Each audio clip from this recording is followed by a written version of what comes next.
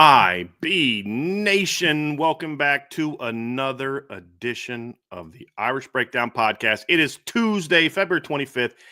The month of February is quickly coming to a close. We're getting very close to March, which you guys know what that means. That means it is time for Notre Dame's spring practice, which begins in second half of March, which will be a very interesting period for Notre Dame, very important period for Notre Dame, and a period where we're going to get a chance to see the Notre Dame transfer players for the first time.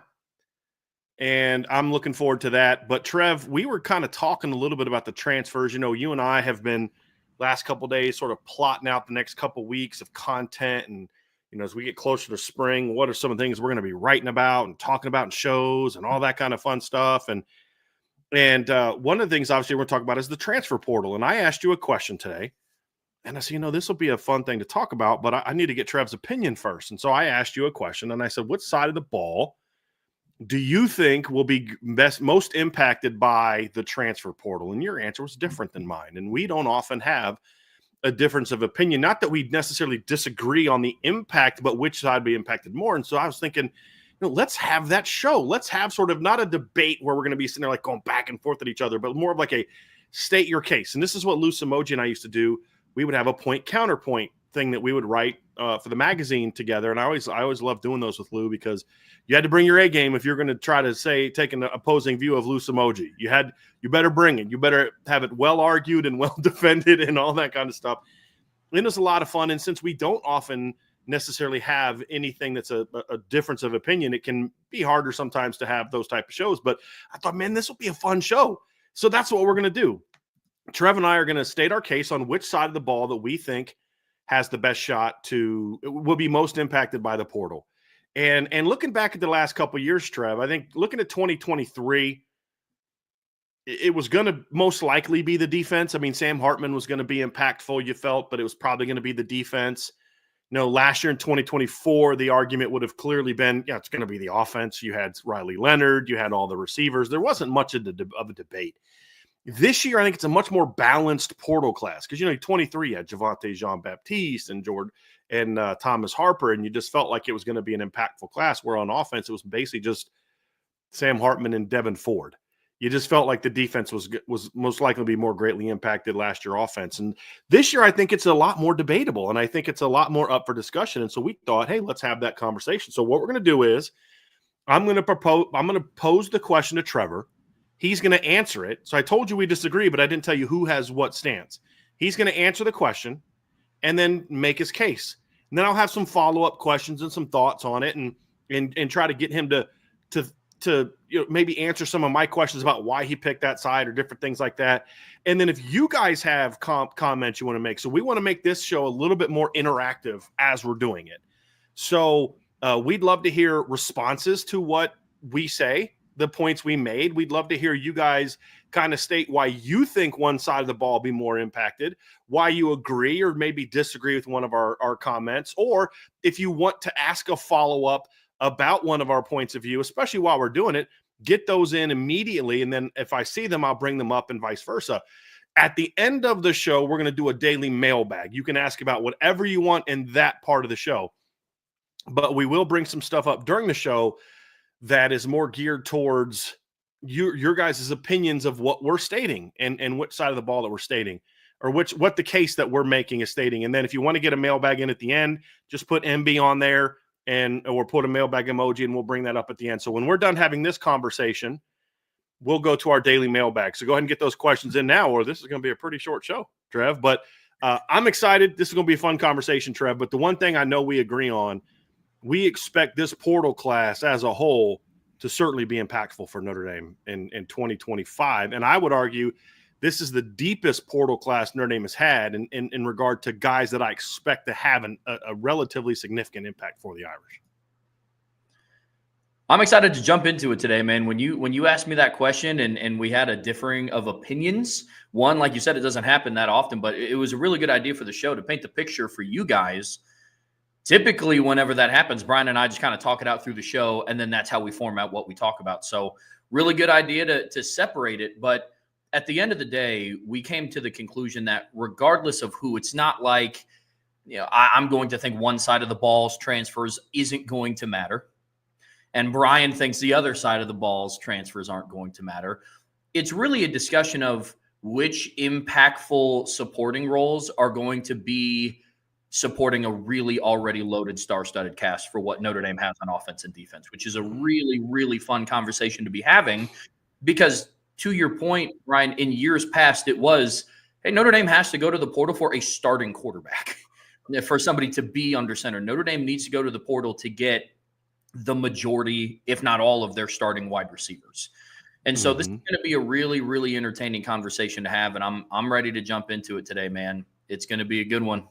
It's going to be a good one. Yeah, it is. And I think part of the conversation comes down to how you view the impact of that on that side of the ball. And it's going to be really interesting. So again, I'm going to pose the question to Trevor. He's going to make his case for his side of the ball.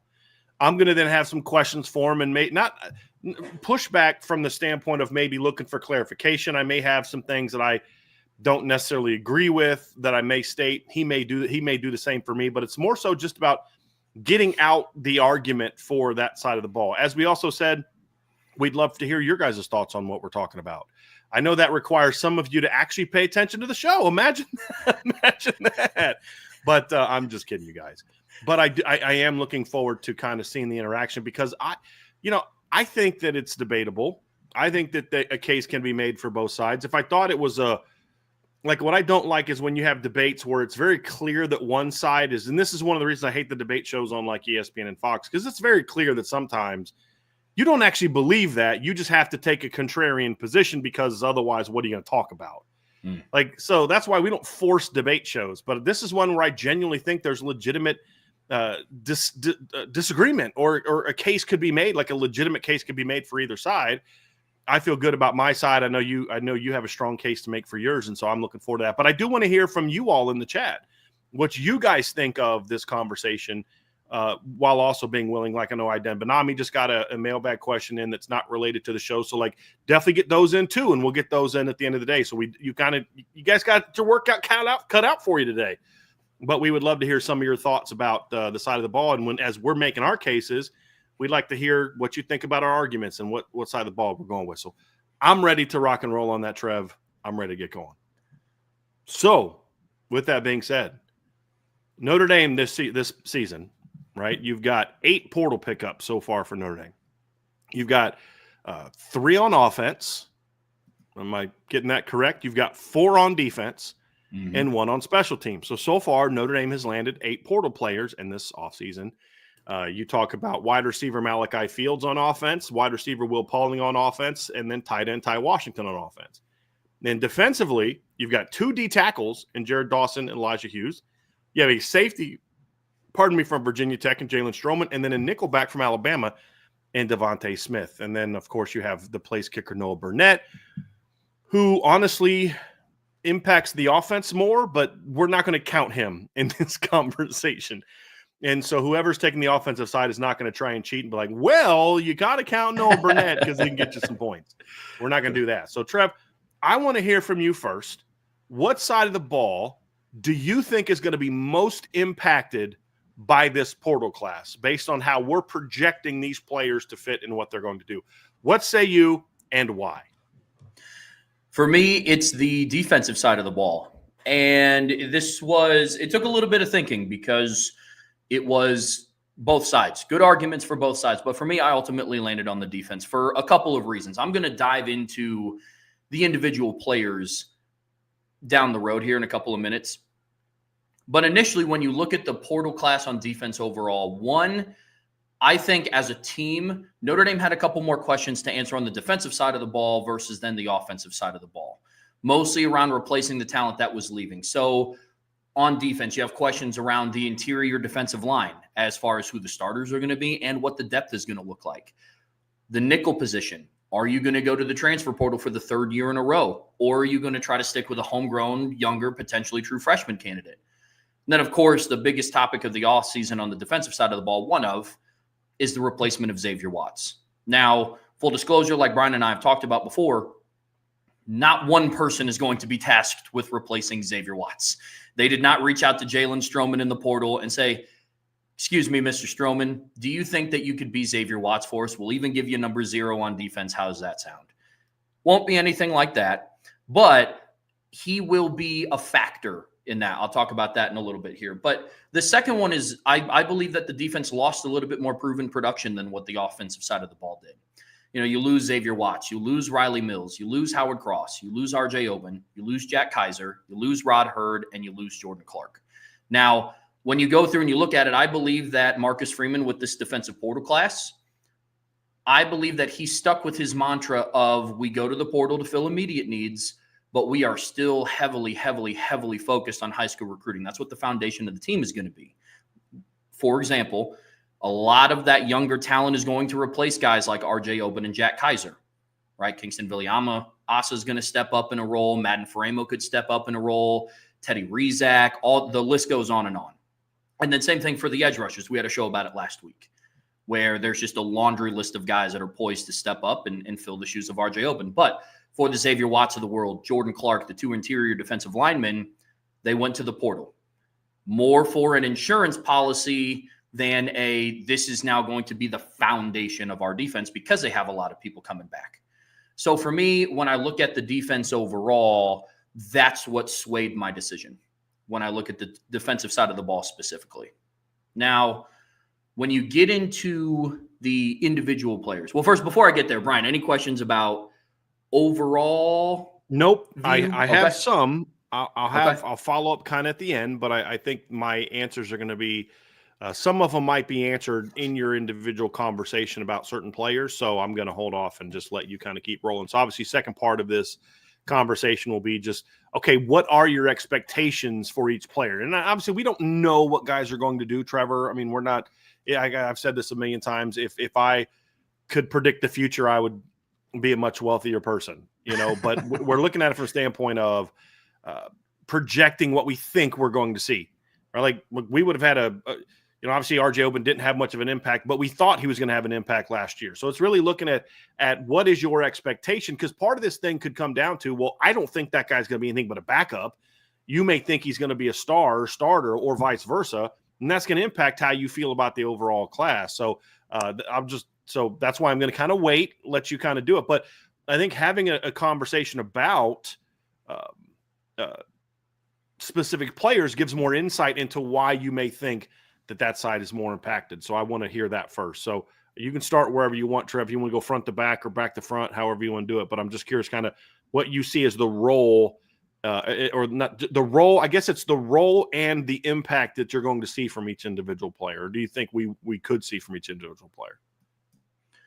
Yeah, so I'll break down each individual player, and then at the end, and some of these might be in line with questions with Bryan, but I do have some of my own personal question marks about the 4 guys that I'm about to bring up based on what they mean to Notre Dame's team, the questions that are going to remain unanswered until the season starts, until after spring, fall camp, et cetera, et cetera. But I'm going to start on the defensive line because Notre Dame lost 2 starters there in Riley Mills and Howard Cross.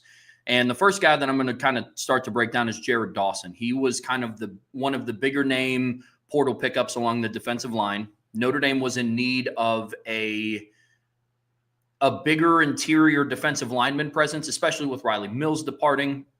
Unfortunately, the Irish were without him from really the fourth quarter of the IU game on. And then obviously Howard Cross is departing as well. So when I went and I broke down Jared Dawson, the first thing is he brings size. You know, he's 6'2", he's over 300 pounds. He's kind of that in-between of like a Riley Mills and a Howard Cross from a size standpoint. You know, Riley Mills, you had 6'5", 6'6", 300-pound guy. And then Howard Cross, you had your smaller, quicker, you know, he was 6'1"-ish, 280 pounds-ish. So I think Jared Dawson kind of fits a little bit in the middle. But one thing that was really highlighted was his efficiency. That has been a huge, huge theme for me so far in the offseason for Notre Dame, is because the lack of consistency for that team last year kind of made us fans go through that little roller coaster of emotions that was the 2024 season, right? So you go through and you look at what Jared Dawson did last season in comparison to the 2. And I'm going to really highlight Howard Cross here. When you go through and you look, he had more sacks than Howard Cross did. And I'm using Pro Football Focus for these stats and these numbers, just so you guys are aware. But Jared Dawson ended up having more sacks than what Howard Cross did and 154 less pass rushing snaps. So it's a really efficient line. Dawson played 10 games. Howard Cross played 13, given the injuries. And then you could make the argument that the final 4 games that he played, and he was not 100%. So those numbers could look a little different for Howard Cross, but we're using the numbers that what we have. So I went through and I looked at, if you take Jared Dawson's efficiency numbers, for the amount of sacks that he had, but the amount of pass rushing snaps that Howard Cross would have had, Dawson was on pace for 9.5 sacks on the season as an interior defensive lineman. That would have led Notre Dame's team this season, I believe. With that being said, one of the questions that I have for Jared Dawson, I'll get to a little bit later. But I don't know if he's going to be able to play as many snaps as what Howard Cross was able to play. So that's one thing. But if we're talking about role overall here for Jared Dawson, I see him coming in being a front runner to be one of the interior defensive line starters because of some of the question marks that they have on the defensive line. He fills an immediate need. He does, because with all the questions mounting, how will Onye fare in the offseason? Will Armel Mukum develop? Can Rubio stay healthy the entire offseason? Will Heinisch be able to carry more of a workload than what he had? Will Brennan Vernon or Devin Houston see the field much this upcoming season? I think Jared Dawson kind of comes in and fills the, hey, here's a guy that we know can play. We know he can play X amount of snaps. Now the question is going to be, Notre Dame's expectation is playing a long season. Will he be able to? Which is why I believe that this second transfer portal pickup of Elijah Hughes, I think is going a little bit under the radar, rightfully so, because he doesn't have a whole lot of proven production. Some things that I like to see from the transfer portal is proven production from players who have shown that they can do it at the big level. Something I'm going to get into when I start talking about Devontae Smith and Jalen Stroman. But with Elijah Hughes, he provides a lot of depth. He provides good size, something that was kind of lacking on the interior from Notre Dame's defensive line a season ago. Some of it due to just the personnel that you had. Others, kind of question marks around who was playing, why wasn't another person playing, player development, all of those questions. But Elijah Hughes provides really good depth. He's good size. He's 6'3". He's 290 pounds. According to the intel that Bryan actually talked to us about, he had really good testing at the camps before he committed to USC, before he went to go. There are examples of him on film playing multiple spots along the defensive line. I know that was something that we talked about valuing, a Josh Burnham. He can play big end and he can play Viper. How is that going to factor into Chris Ash's new defense? Elijah Hughes against Nebraska, he had a sack, but he was rushing on the outside. Now, as far as his usage, which I know that Coleman, I saw that this question come through. Yeah, I thought this was going to transition really well into where you could go with this one, Trevor's. And Coleman asked, do we believe Elijah Hughes is really going to make an impact? He played sparingly at USC. I would just like to add this little quick thing so you don't have to do it. You can keep rolling on Elijah Hughes. But let's not forget, Javonte Jean-Baptiste didn't play a whole lot at Ohio State either. He played a little bit more than Elijah Hughes. But I think when the staff identifies a certain player, you got that's maybe we wouldn't have known a whole lot about or didn't play a ton. I think they've earned kind of I'll give them the benefit of the doubt to a degree, but not every coaching staff makes the right decisions when it comes to who they do or don't play. Aiden Keana played very little at Notre Dame, and he went to Cal and was a really good football player for them this past season, just as an example. But yeah, it's a very fair question, and I know you're about to dive into that, Trev. Yeah, Notre Dame, you have to look at, in my opinion, you have to look at the portal a little bit differently because they're not just going to go out and throw a bag, especially in an interior defensive lineman, just because they want to get a big name on campus, because there's a lot of schools out there that will do that. Now, would I have, full transparency, would I have liked to see a little bit more production from Elijah Hughes? I would have, but that's out of his hands. Ultimately, it's up to the USC coaching staff on defense to put him out there and play. And in the moments that he did, he was productive. The thing that I like about him is he's versatile along the defensive line. I don't think, barring a jump in development, I don't believe him to come in and be a person in position to start day one. But if there's one thing that we learned about Notre Dame's defensive line last year, unfortunately, and hopefully it won't happen again this upcoming season, but injuries mounted up a lot and depth started to become a really big issue. And you're bringing in another defensive line depth piece that has played at the Power 4 level. He played against Nebraska. He was a part of the USC strength and conditioning program.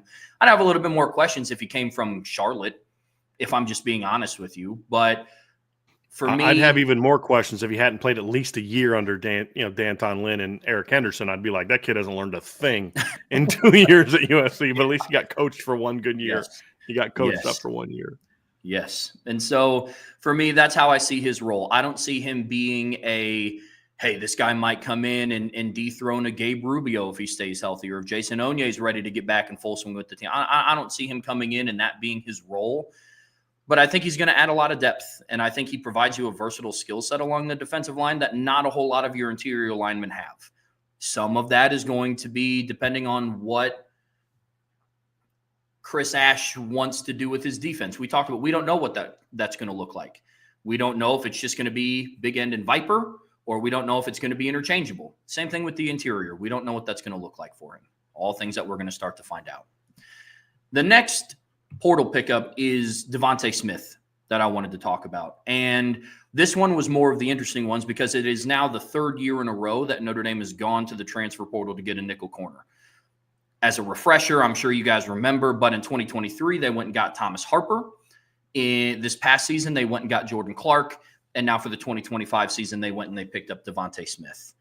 Couple of the things just jumping out that I like initially. He has better size than both of those guys. Thomas Harper and Jordan Clark were both 5'10".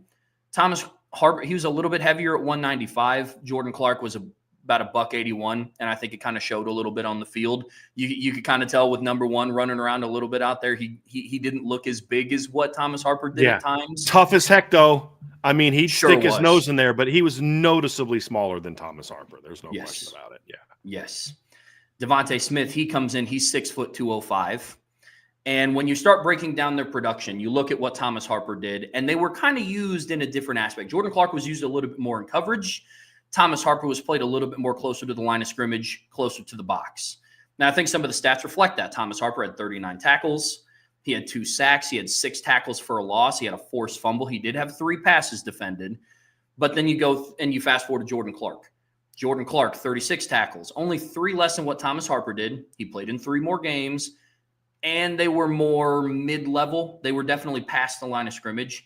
No sacks. I think he had 0.5 tackles for a loss, but he had 5 passes defended, and he had 1 interception this upcoming season. So Notre Dame with Jordan Clark got a bump in pass coverage production from a nickel standpoint, and then he only gave up 1 touchdown on the season, which is pretty spectacular, seeing that he played in 14 games, and especially in the postseason, played some relatively pass-heavy offenses. And so Jordan Clark had a really good season for Notre Dame in 2024. But then you go through, he didn't play a whole lot was against Navy and Army, which I think speaks to the point you were making, is what he was brought in for was to played in all 16 games, only played 11 snaps. He played 651 snaps this year. Only 11 of them came against the 2 option teams. And then he only played 16 against Northern Illinois, who spent much of the game in like 12 personnel and running the football. So it backs up what you said, Trev, that they viewed him as a guy that was going to be used more in coverage than what we saw from Thomas Harper last season. Then you start breaking down what Devontae Smith was able to do, and he did this in 12 games in 2024. He had 30 tackles, so 6 less than Clark, 9 less than what Thomas Harper had. He had the same amount of passes defended as what Jordan Clark did with 5. He had 1 forced fumble. I think some of his stats, I think, reflect a little bit more of what Alabama's philosophy was on defense, more so than what Devontae Smith's skill set was. What I mean by that is you can go through, and I went and I broke down Thomas Harper's passing defensive statistics, Jordan Clark's, and Devontae Smith's. Thomas Harper, he gave up 26 receptions on 43 targets. He gave up 236 yards receiving and a touchdown. Jordan Clark, he gave up 34 receptions, but it was on 54 targets. Again, he played more games. He gave up 308 yards passing, and he allowed 1 touchdown, 1 interception. Now, here's where I got excited about Devontae Smith. His per target reception percentage was a little bit higher at 65.5. Jordan Clark was at 63. Thomas Harper was at 60.5. But again, that's when schematics comes into play. Alabama's defense last year was willing to give up, the 1 to 3 yard completions if they were stopped at 4, if they were stopped at 5. And I think that's a reflection on the amount of yards that Devontae Smith allowed. Devontae Smith on 19 receptions only gave up 123 yards and 0 touchdowns. There was a play against Georgia where Dominic Lovett caught a little swing pass, and he had the sideline. Devontae Smith made a really good tackle in the open field, stopped it for about a 3-yard gain. And so with the addition of Devontae Smith, you kind of get some of the size and the potential of what Thomas Harper had near the line of scrimmage, but it doesn't seem like they're sacrificing anything from a coverage standpoint with him, because you are still getting the open field tackling of what Jordan Clark had this past season. Not a lot of wide receivers are getting yards after the catch on Devontae Smith based on what we saw at Alabama. Some of that is going to depend, again, on how Chris Ash is going to use him, but him as a player specifically, I like a lot of what they did. Like a lot of what they did with Devontae Smith. Then the final person that we're going to cover is Jalen Stroman, and I know that he has been a hot topic of conversation. He missed every game in 2024 with the exception of the home opener against Vandy. But he's coming in, and seemingly he is now the favorite, similar to what Rod Hurd was this, last year before Don Schuler really started taking big leaps in the offseason. He's coming in slated to be the favorite to replace Xavier Watts in the starting lineup. Now, like I said in the start of the show, replacing his production, Xavier Watts' production, and his leadership and his impact, it's not just going to be the job of one person. But I think Jalen Stroman's going to play a really big factor. First and foremost, again, the size that you're getting with him is a step up. He's 6'1", he's 200 pounds, he's rangy, he has good sideline-to-sideline speed. But again, it's going to be tough replacing him, but I like the addition because you needed experience to complement a Don Schuler on the back end. We talked a lot about a Don Schuler's progression from when he was a true freshman. He was waiting in the wings. He wasn't seeing a lot of on-field playing time, but he was learning from Xavier Watts still being in the same room. This past season, he got to learn with him for 16 games of on-the-field tutelage with Xavier Watts. That is invaluable experience. I like this pickup because now Don doesn't have to go from being the, I guess you call him the mentee, to the mentor in one season. And bringing in a guy like Jalen Stroman, I think, is going to help that impact. But not only that, I do appreciate the fact that he has played in a lot of big games. He's played in that experience. Because some of the question is, we saw it with Chris Mitchell this past season. What is it going to be like when you make that jump from Florida International to Notre Dame? That's one thing I forgot to mention that I like about Devontae Smith. In one season, Devontae Smith played at Wisconsin, home against Georgia, at Tennessee, at LSU, at Oklahoma, and then against Auburn, in the Iron Bowl. Jalen Stroman brings a little bit similar experience. It's not as in-depth because Virginia Tech's schedule just wasn't as daunting as what Alabama's was this past season. But he still played, in big games. He played at Florida State in 2023 when they were undefeated. He played at Louisville in 2023 when they had a good team. And I'm sure he's playing in the ACC. It's not like he's coming up from Florida International or Marshall or something like that. This is a kid that's played in the ACC. I mean, so that's not a that's not a concern. And he did play against Vanderbilt, who beat Alabama and Virginia Tech this year, which is still absolutely crazy for me to say. It is still for just the process in my head, man. It's just still absolutely nuts to think about that. That this team beat Virginia Tech and Alabama this season. I'm sorry, I just can't get over that. I'm sorry for distracting you from your time. I took away from some of your time, Trevor. I apologize. No, I still can't get over that, man. Listen, Brian, you can take away as much talking time from me as you want to talk about Alabama losing. I'm all on board. That's a good point. I just can't. It still hits me like, how the heck did they lose that team? Like it still blows my mind that Notre Dame or that Alabama and Virginia Tech both lost at least Virginia Tech had a lead at one point in time late in the game. Matter of fact, the Virginia Tech had a fourth quarter lead. Bama literally never led against Vanderbilt. I can't get over that. I'm sorry. Crazy. It's still crazy. It still hasn't registered in my head. Sorry. No, you're good. Continue. You were good. Jalen Stroman only allowed one passing touchdown his entire career at Virginia Tech before heading over to Notre Dame, which is, again, shows that when he was on the field, he was a very, very productive player. He was getting day 2 NFL draft buzz prior to the 2024 season. A lot of that was pending on, hey, can you build on your 2023 season? Unfortunately, he wasn't able to, but that's one of the reasons why he's stepping onto the stage at Notre Dame. That's why he entered his name into the transfer portal, so on and so forth. And so those are the 4 transfer portal players from the defensive side of the ball. Now, I'm also a realistic person, and I understand that all 4 of these guys aren't picture perfect, and there's no question marks there. In order, and I ordered these on purpose because I have my list of the least amount of question marks to the most amount of question marks. And that's how I ordered some of these questions that I have about these players that we're all going to find out together as the season goes on, off season into the start. But how will Devontae Smith be used? Will he be more like Thomas Harper? Will he be more like Jordan Clark? Will it be a hybrid of both? Some of that depends on Chris Ash's scheme, but that's a question that I have around Devontae Smith. I have no questions around, especially based on last season playing in 12 games. I don't have a lot of questions around his health. I don't have questions around his athletic ability or his ability to play in this defense.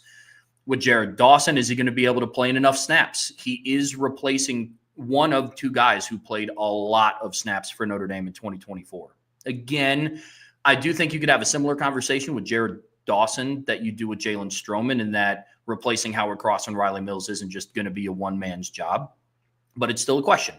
Will he be able to play that many snaps?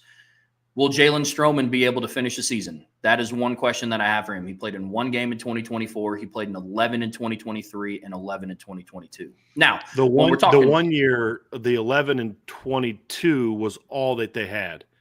I believe 22 is the year that they had the Virginia game got canceled because of the shooting. That's where sadly 3 Virginia players lost their lives and they canceled the game. But just want to make sure that we're clear on that. Thank you. So when you go through and you look at the expectations of a Notre Dame season, notice how Bryan and I, when we talked about Notre Dame's their floor for this season, their expectation for the season, it didn't stop at 12 games. For me, at Notre Dame, your expectation is to play a minimum 13 games with this expanded playoff. For me, my expectation of this team is to make it at least back to the quarterfinals. And that's how I look at it. So can guys like Jared Dawson, we had that conversation yesterday, Trev. So when you look at evaluating these portal players, you anticipate the impact they're going to make on a team that you expect to at least get back to the quarterfinals, which I said yesterday. Sean and I both agree that barring the draw, right, the context of if you're the 5 seed and the 4 seed is Kansas State, then I expect you to be in the semifinals. But, if you get a Georgia, if you get an Ohio State, like a team that you're like, okay, you battled, they were maybe better than you battled your tails off, you just got beat by a really good team. It's not as good as we'd liked it, but it's still a minimum. Hey, you're still turning the corner, so you see it the same way that we do. So that's interesting context, which I think is helpful. Yep, absolutely. And so the final question for me with the transfers is Elijah Hughes. Will he develop into the player that the coaches believe that he can be? Because I think in the defensive line room there has been question marks around development. And we could spend an entire show about the question marks around some of the players that we have and some of the evaluations of some other players as their time at Notre Dame has gone on. So that's going to be a question for me with Elijah Hughes. What is his role going to look like? I don't know specifically. I wish I could give you a snap count. Again, if I could see into the future, Bryan and I would be much wealthier people than what we are right now. But I do believe that he's going to be a good depth piece. It's just going to be a question around, can Al Washington continue to develop him?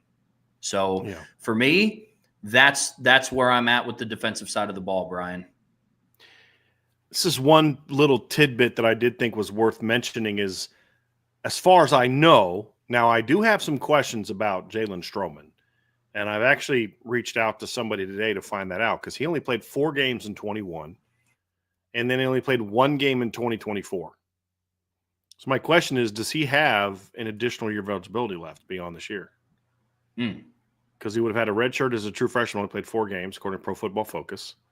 And then, so I'm trying to find that out. But the one guy we do know has multiple years of eligibility is Elijah Hughes, which I think when you're going to talk about impact, Trev, don't you kind of have to think about that? Like, he's part of the portal class. Yes, we focus so much on the current year, but in an instance where you're talking about overall impact, that's the only guy that we know of that's going to actually be able to impact the team potentially for multiple seasons, which I think factors into that. So that's a good observation by Charlie Weiss's The Last Belt Loop is Elijah Hughes could only play 5-10 snaps a game this year, but if he becomes a difference maker next year, that kind of counts as an impact in this portal class. And I'm curious, did that at all kind of did that factor in at all to your thought process? And if it didn't, does it? I mean, obviously, I would assume it solidifies it a little bit, knowing that you got 2 cracks at this for him to be able to make an impact. It does. To be honest, I went through the lens of the impact for 2025 and what I thought that role could be. I knew that Elijah Hughes was going to be here for multiple seasons. I just didn't know, when we're comparing kind of apples to apples here with the offensive side of the ball and the defensive side of the ball, I didn't know how much I wanted to weigh Elijah Hughes' impact potentially for 2026 into the 2025 season. So that was my deciding factor of leaving it kind of out of the bullet points of notes that I have. But it is very noteworthy, Charlie, because his impact does go beyond this season, which is something I don't think any of the other transfers can say. So that is a big part of it. So let me ask a couple follow-up questions. So let me first say, excuse me, what I'm seeing in the chat so far, Trev, is that the fan base is having a similar battle that we are. And you're seeing it in some of the comments, like Insured by Big says, I think offensive transfers tend to make a quicker impact due to my opinion that it takes time for reps for defensive players to mesh. So that's one, obviously, that has for the offense. Andrew Gilmore had said, I say offense, but it's dependent on Fields and the Wisconsin transfer, obviously referring to appalling. But then he follows up with, and this is where I think Andrew kind of is reflecting the struggle and the debate. He says, he says offense because of those two. Then he follows up with says, but the Virginia Tech safety, Jalen Stroman, the nickel, Devontae Smith, and the Louisville defensive line will play key roles. It's close. And I think it shows like, yes, this is not like a no-brainer, like seriously, why did you make, like, Bryan, come on, why did you make the guy that works for you to take the bad side of the argument? You know what I mean? Like, or why did you take the bad side of the argument just to whatever? It's like, it's a very fair debate that I don't think is easy. And I think you're seeing that. Tommy Gunn said offense will have more of an impact, but the defensive impact will be more important. So if Tommy was answering this in the way that I think you and I intend this conversation to go, I think Tommy, correct me if I'm wrong on this, how I'm reading your comment is like the stats will be greater from Malachi Fields and Will Pauling. They'll produce more the nature of their position, things like that. But the impact, the non-statistical impact from the defense will be greater. I believe that's how I'm reading Tommy's conversation or Tommy's comment there. So, like, to me, Trev, that's something that I want to ask you. Is that kind of the argument that you're making, similar to what Tommy is saying, where it's not so much like, dude, no one's on defense is going to produce as much as Malachi Fields is going to produce, but the impact is needed? I mean, that's kind of a follow-up question that I have. Do you see it that way as well? I do, and I think that's just typical when you go through, and this isn't just specific to Notre Dame, but I think when you go through and you talk about the impact of players in general in football, your eyes are going to be drawn to a box score, to a stat sheet. And what's going to be more, for lack of better terms, like attractive to look at? A wide receiver that ends the season with 9 touchdowns and 750 yards receiving and 13.5 yards per catch, or a Jordan Clark type of DB who ends the season with 36 tackles and a pick? But you know what I'm saying? But Jordan Clark's impact was felt all through the season. That's how I evaluated this. Because from a stat sheet perspective, like, at least how do you quantify what a receiver does compared to what a nickelback does? Yes. A nickelback could have 1 tackle an entire game and no pass breakups and nothing of statistical impact. And you're like, yeah, but did you watch the film? He was all over the slot receiver, which is why he had no impact, because they never threw the ball there. It's going to look different, where when Malachi Fields has a good game, you're like, okay, 7 catches for 110 yards. That's one of the challenges of evaluating. Like with the defensive end, you kind of can sense his impact because A, the defensive ends are on the screen more. Mm-hmm. And 2, when a defensive end or a defensive tackle or a linebacker has a big game, there's a statistical aspect to it. Why was Manti a runner-up? Because he had the numbers. He had 100-plus tackles. He had 7 receptions. And you could look at and quantify it statistically. You couldn't always quantify statistically how good Benjamin Morrison was. Because if he was really playing well, he was not going to have any statistics because you weren't going to throw him the ball at him. That's a good point, Trev, and I think that's the heart of more of where we're going with this conversation, is more of an impact more so than who's going to have like Riley Leonard. His stats weren't like, oh my gosh, like did you see the numbers he put up? And you look at like what Cam Ward, but the impact was enormous, which is why there's no debate who had the bigger impact on offense or defense. It's clear, even if you take away the receivers, it doesn't change. I mean, the impact was great. Here's a couple follow-up questions for you.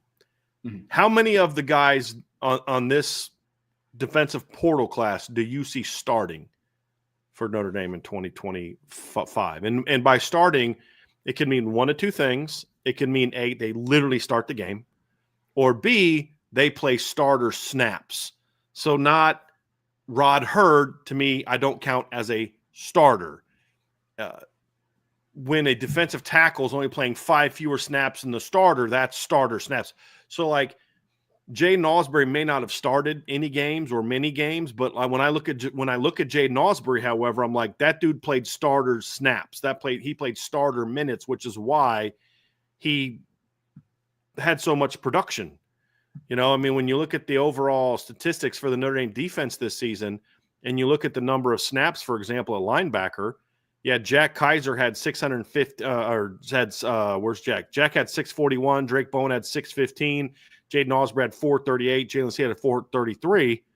Kingston was at 343. He'd have been close to 400. So, like, those guys are playing starter snaps, in my opinion, as opposed to a defensive end that comes off the field for 10 to 12 snaps a game. So just so we're clear, it can be, you could think that Jared Dawson's going to be the number 3 D tackle behind Heinisch and Gabriel, but he's going to play 20 plus snaps a game. That would count as that for me. So just your projection, how many of these guys do you see being starters this season or playing starter snaps? For me, I'm in the same boat as you are. I evaluated on starter snaps. I don't take too much weight into who trots out onto the field because some of that's dependent on the opponent that you play, especially on defense. So for me, I'm going to say 3 of the 4. I do. I think Devontae Smith is right now the front runner at nickel. I think Jared Dawson's experience is going to cause him to play, and his efficiency is going to cause him to play starter snaps. And then right now, I think Jalen Stroman is kind of the front runner to be on the depth chart, the guy that replaces Xavier Watts, especially early on in the season.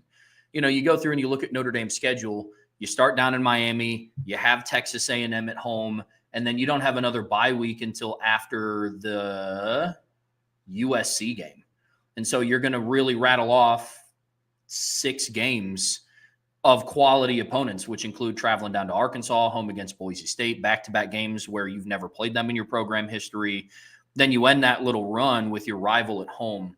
And I think the defensive staff is going to err on the side of playing the more experienced and talented player in Jalen Stroman. Well, not more experienced and more talented, the more experienced player who has a lot of talent in a Jalen Stroman, especially early. I think he's going to play a lot of snaps. Like we've talked about before, I think that the safety room is going to rotate more than what we've seen this past couple of seasons because, 1, you're not taking Xavier Watts off the field. 2, you have too much talent in that room to only just play 2 guys. I think the safety rotation this upcoming season is going to look a little bit more 3 to 4, somewhere in that range. But I think Jalen Stroman is going to get starter snaps. So out of those 4, I would say 3 of them play starter snaps. And then I think 2 of them in Devontae Smith and Jared Dawson will just be – they'll roll out and just be number 1s on the depth chart, if that makes sense. So Stroman, you right now think somebody else starts opposite the Don Schuler over Stroman?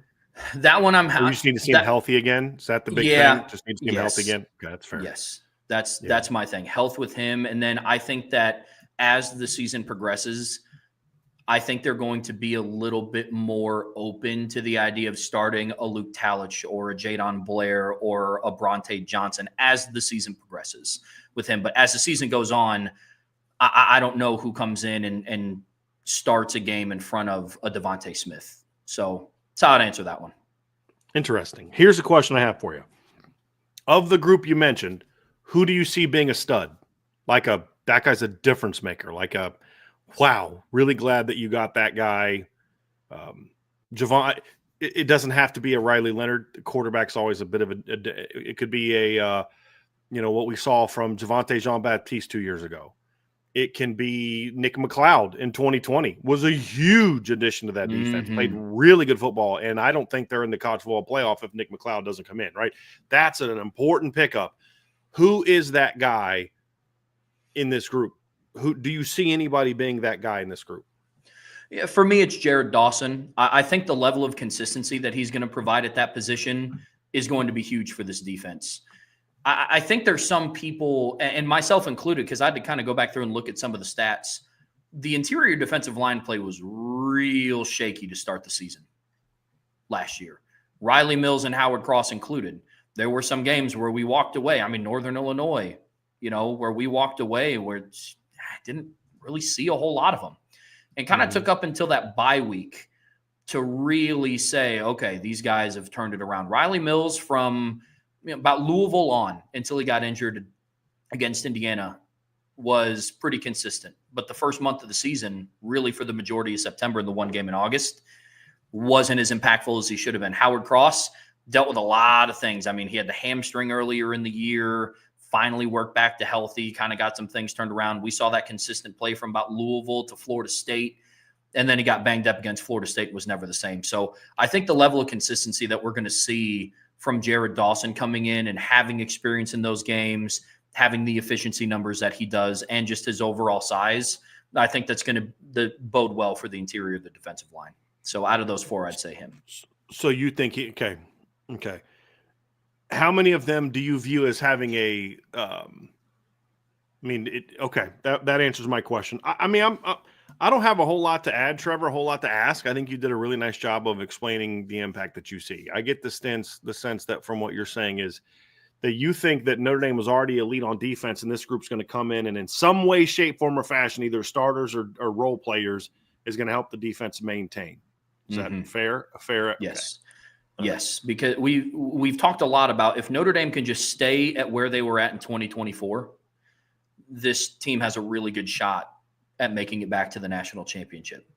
And so for me, these guys come in and pair well with the people, all the returners that they do have coming back, because again, it goes back to that conversation around what Tommy Gunn's brought up, of offense will, I forgot how we worded it, but it was that conversation that we had around the stats and the numbers. Yeah, he said that they'll have it was basically saying like the impact will be greater on offense, but the play of the defense will be more impactful, meaning like one side will have more statistical production, the other side is going to have more of a meaningful impact on the defense is what I believe we were saying.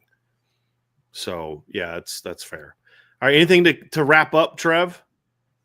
Keep in mind, if you guys have things you want to share about our thoughts, about who do you have, different things like that.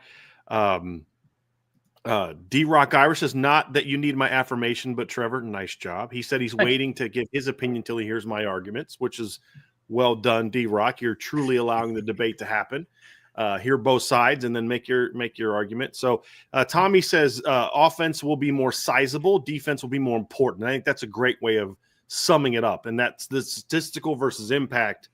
Meaningful impact on the overall unit is kind of what he's saying. So I think based on what our criteria is, Tommy would then say that the defense, he'll be on your side, that the defense is going to have the greater impact, because that's what this is about. It's not just about numbers. Because it's almost always the offense is going to have better numbers, unless you go out and get a defensive end like a Jared Verse from Florida State, and Braden Fisk, who have combined for a bunch of sacks and tackles for losses. That's how it's going to be. Especially if it's built around the defense. Yeah, the way that I look at it, how in post-game shows we talk about the things that stood out to us, and a lot of it is, did you see Riley Leonard jump over Malachi Starks? Did you see Jeremiah Love's 98-yard touchdown run and all that? But then upon further review, we talk a lot about the things that might have been missed initially. And that's kind of the difference that I see between offensive and defensive is once you go back through, a lot of those defensive guys are going to be, Jeremiah Love's going to get his, Fields will get his, Greathouse will get his. But then the upon further review show is going to be one of those where like, did you see the game that, Jared Dawson. Did you see the stop that Devontae Smith made or the route that he cut off and stuff like that? So that's how I see it, man. But outside of that, nothing more to add. Nothing more to add. Love it. All right, good stuff, Trev. You made your case. So my turn now to start talking about the offense. So not in a rebuttal, but there's not a lot I disagree with you on the defensive side of the ball. You know, I like the defensive tackle class. I think you and I are on the same page as Jared Dawson. I think Jared Dawson's going to be an impact player. He would be the one guy that right now I feel most confident being an impact player. Jalen Stroman would be number 2. I think there's a chance Jalen Stroman becomes an impact player. The only question I have on Jalen Stroman is they didn't allow him to cover a whole lot at Virginia Tech. You made the comment he only gave up one touchdown in his career, and then other people said, well, he only had 4 pass breakups and never had an interception. PFF only has him down for having played 24 coverage snaps in 4 seasons. As much in 2024, he only played 1 game in 2024 and only played 4 defensive snaps in 2021. I went and looked it up and I asked this question for follow-up, and he did play a bunch of special team snaps in 2023. So that is kind of where that came from. So I'm going to kind of get off of mine before we get going into mine. I did want to ask people to do us a favor. Hit that like button, hit that subscribe button, hit that notification bell, share this podcast, give us a 5-star review. And of course, as always, make sure you've signed up for the message board at boards.irishbreakdown.com. Also, before we get started into mine, if you guys do have mailbag questions, go ahead and get those in now. They don't have to be related to this topic, but if you want us to address something in more detail in the mailbag period about this topic, you can do that too. Recruiting, team, college football, whatever the case may be. And since it's the off season, we'll even address some movie questions or food questions we've had a lot lately. But obviously, we like to stick on football as much as we can. So we have a few of those questions up. Go ahead and get those in now while I'm stating my case. So Trevor, obviously, I took the offense, and I called you as soon as you sent me the text. I sent you the text with no lead in, just, hey, which side of the ball do you think is going to be most impactful? And you responded with the defense, and you kind of stated your reason. I immediately called you. I said, okay, this is great. Then this is what we're going to do on the show today, because for me, it is offense. And it's not even taking a contrarian view. It's just I think the offense is going to be more impactful. And in order to kind of big picture talk about it before I get into each individual players, number one is I think the defense is going to have more players. It's 4-3. So there's obviously that edge to the defense. I think there's a chance that all 4 players play on defense. Elijah Hughes is the unknown. We don't know as much about him. We'll see. But at least 3 I expect to play a bunch and probably start. Or play starter snaps like we mentioned with like Jared Dawson as a D tackle, could potentially not be a quote unquote starter, but he's your best D tackle or your most impactful D tackle. Because sometimes when you have a guy that you're not going to play 50 snaps, you don't necessarily want him to start because you want his clock to start a little bit later. So you maybe get him in there on drive 2 or 3. That way you have a better shot of a guy that's only going to play 25, 30 snaps of being fresher in the fourth quarter. So you may not start him in that case. And he hasn't been a guy, as you mentioned, that was a heavy workload guy. So I do think the defensive class will be impactful. You have numbers. That's going to work for your advantage as well. But when I look big picture, a big reason why I went with the offense over the defense is there's several reasons why. Number one, I think the best player that they got in the portal is on offense. That's part of it. Now, that's just one guy. But it's one guy that I think is going to be very impactful. And I'll get into some of that a little bit more. And obviously, I'm referring to Malachi Fields. When I look at the defense also, Trev, I think outside of nickel, I don't think any of these guys were necessarily needs. Even defensive tackle, I felt like, hey, listen, I know that you are going to go to the portal, and I have no problem getting the guys they got. I mean, you'd be silly not to go get Jared Dawson if he wanted to come play for you. And I'm going to have a film breakdown of him after I get back from vacation. I'm going to start doing some film breakdowns. It's going to be one of the new things we're doing here on the message or on the premium board after the spring. But, I mean, you don't pass up a chance to make your football team better or potentially better. So I'm okay going for him. I think Jalen Stroman was probably the guy that was the greatest need because I felt like a proven veteran at safety was important. Doesn't mean you're going to start him, but it was important to have that. And I think Devontae Smith is a guy that I understand them going for him just because of the different things that we've talked about with needing to get that nickel. But he was probably my second greatest need behind Jared Dawson as far as needing someone that like you have to play. But I felt like there was options that they could have gone with there.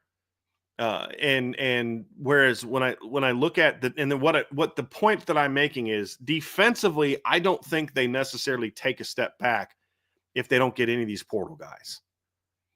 I don't think that they're in a situation where the defense can't be good. What I think the portal class does on defense, I think this is kind of what you were getting to, Trev. So correct me if I'm wrong. They solidify the standing of where they are now.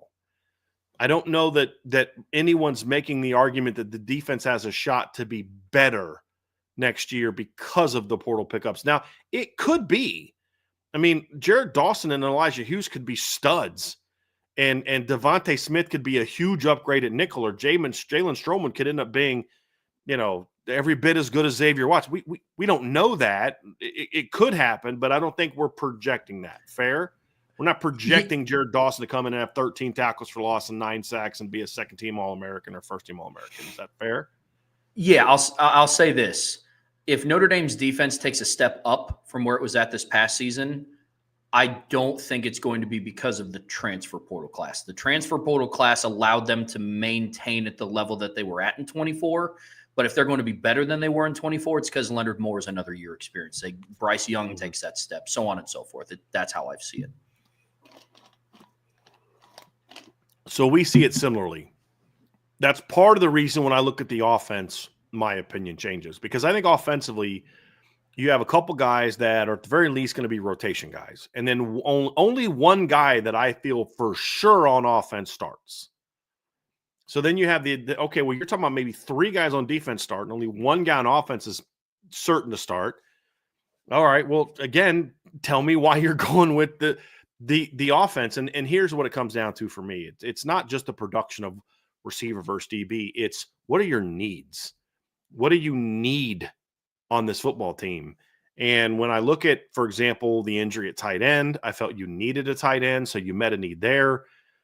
You have a lot of talent at receiver. It's very unproven. We have seen that not work out well for Notre Dame in the past, where they went with unproven but talented receiving cores. It didn't work out great in 2023. It didn't work out great in 2022 when they tried to go with young guys in 2022. Hey, hopefully this is the year that Lorenzo Styles figures it out and Deion Colsey figures it out. And, these are young sophomores and we're going to build around them. And Jaden Thomas is a sophomore. We're going to build around him. And it didn't work out great. I mean, you had a veteran in Braden Lindsey, but for the most part, your receiving core was very young. And it didn't work out great. So you have depth that helps kind of solidify the margin for error a little bit. But what this really comes down to for me, Trevor, is it really comes down to Malachi Fields. And there was somebody in the chat that made this comment, and that I think that I'll bring up here in a minute that kind of shows the back and forth potential battle. Is I don't think there's anyone in this portal class that's going to have a greater impact than Malachi Fields as an individual player.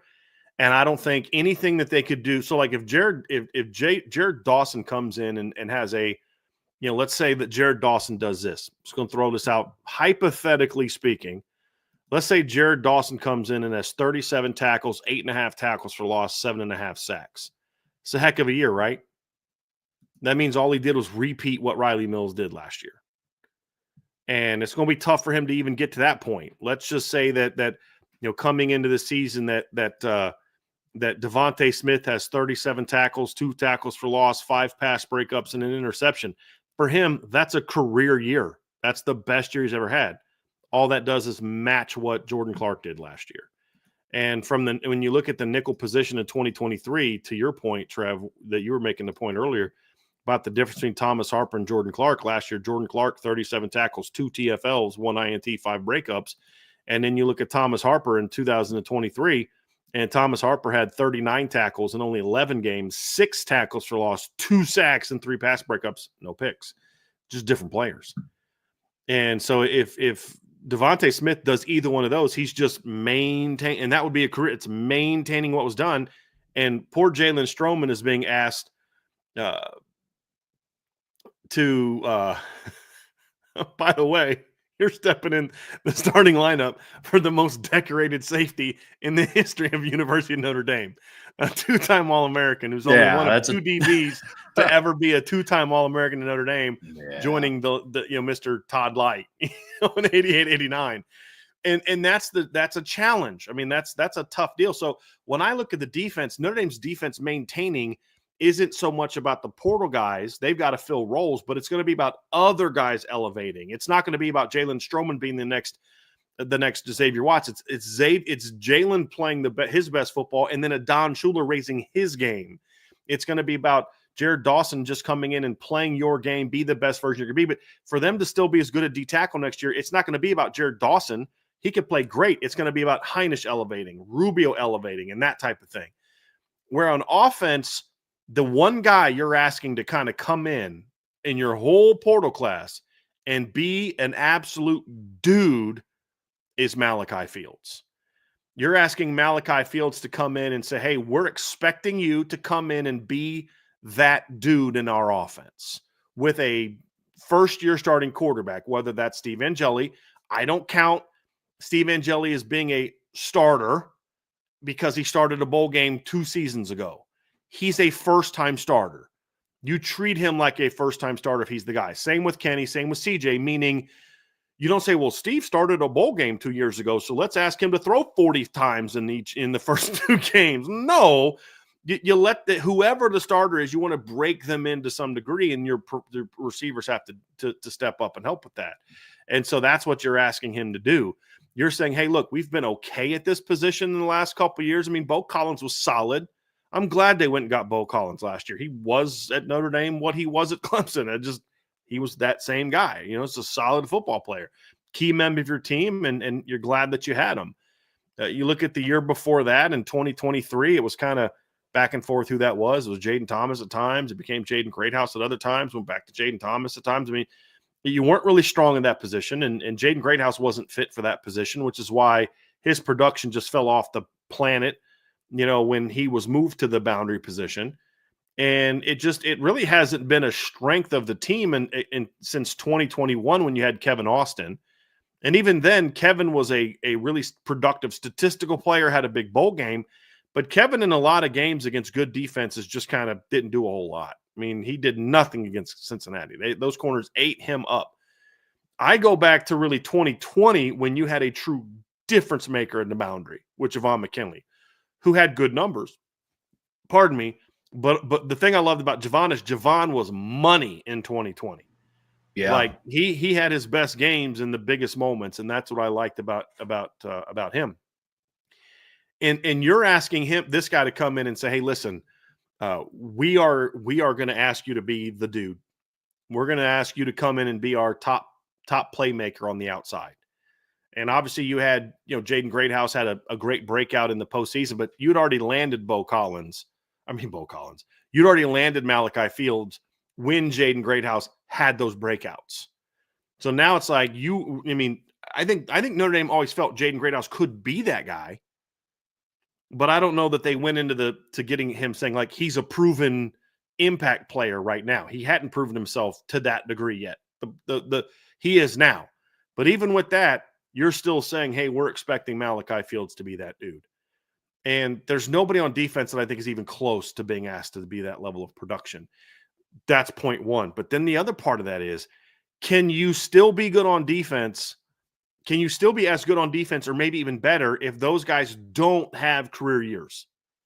And my answer is, yeah, I think so. If they're just solid backups, just like last year, Rod Hurd didn't need to be the player he was at Northwestern where he had 80-plus tackles. He just had to be a nice rotation player, and they were great at safety because of a Don Schuler's emergence. If Jared Dawson just comes in and just repeats what he did at Louisville last year, and that's it, that's a really good pickup. That's a really nice addition because you've got other players. When I look on the offensive side of the ball, I see a guy that you're looking at and saying you have to elevate well beyond what we got from this position for the last 3-4 years. You need to be a game changer. You need to be a difference maker. That's what's expected from him. And if he doesn't give it to you, then that holds your offense back. And And the other thing is, but you could say, okay, but what are you asking? What are you really asking of Malachi Fields? Okay, I'm asking, but you've said in the past, Bryan, that you just want Malachi to come be what he was at Virginia. And didn't you just say that if Jalen Stroman and those guys are just what they were at their previous schools, that's helpful? Yeah, absolutely. Here's the difference.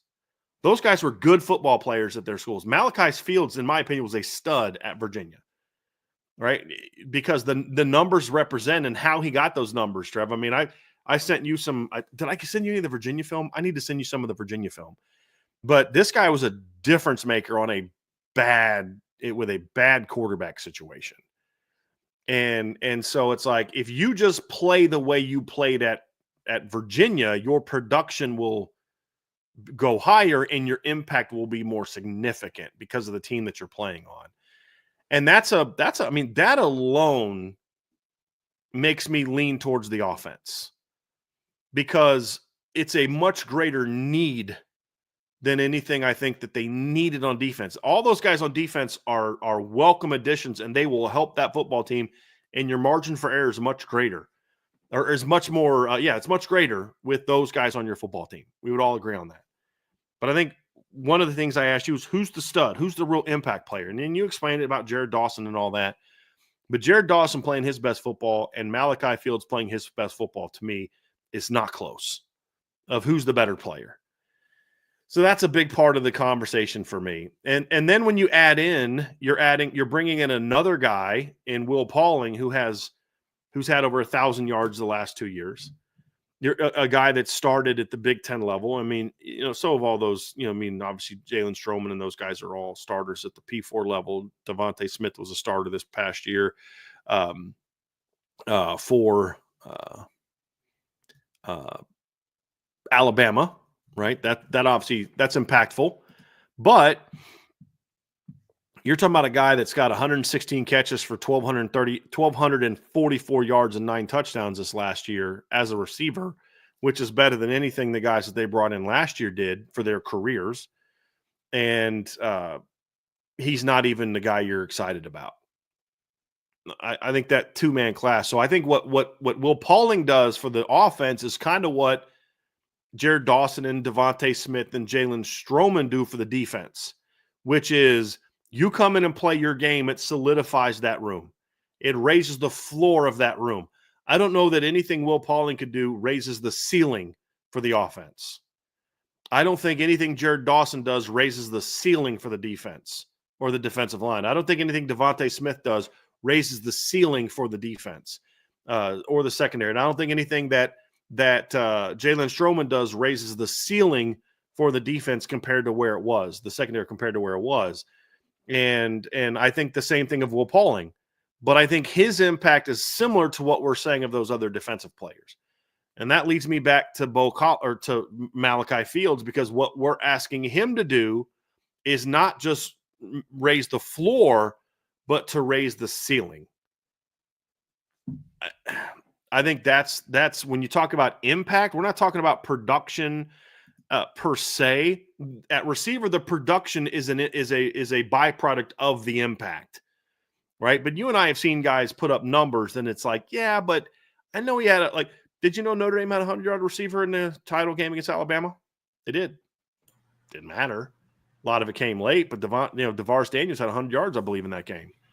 And those are things I look at, Trev, and that's the one thing Malachi Fields is being asked to do that none of the other guys are really being asked to do. And I think that has an impact. And then I think the injury to Cooper Flanagan, in my opinion, really increased the need for Ty Washington.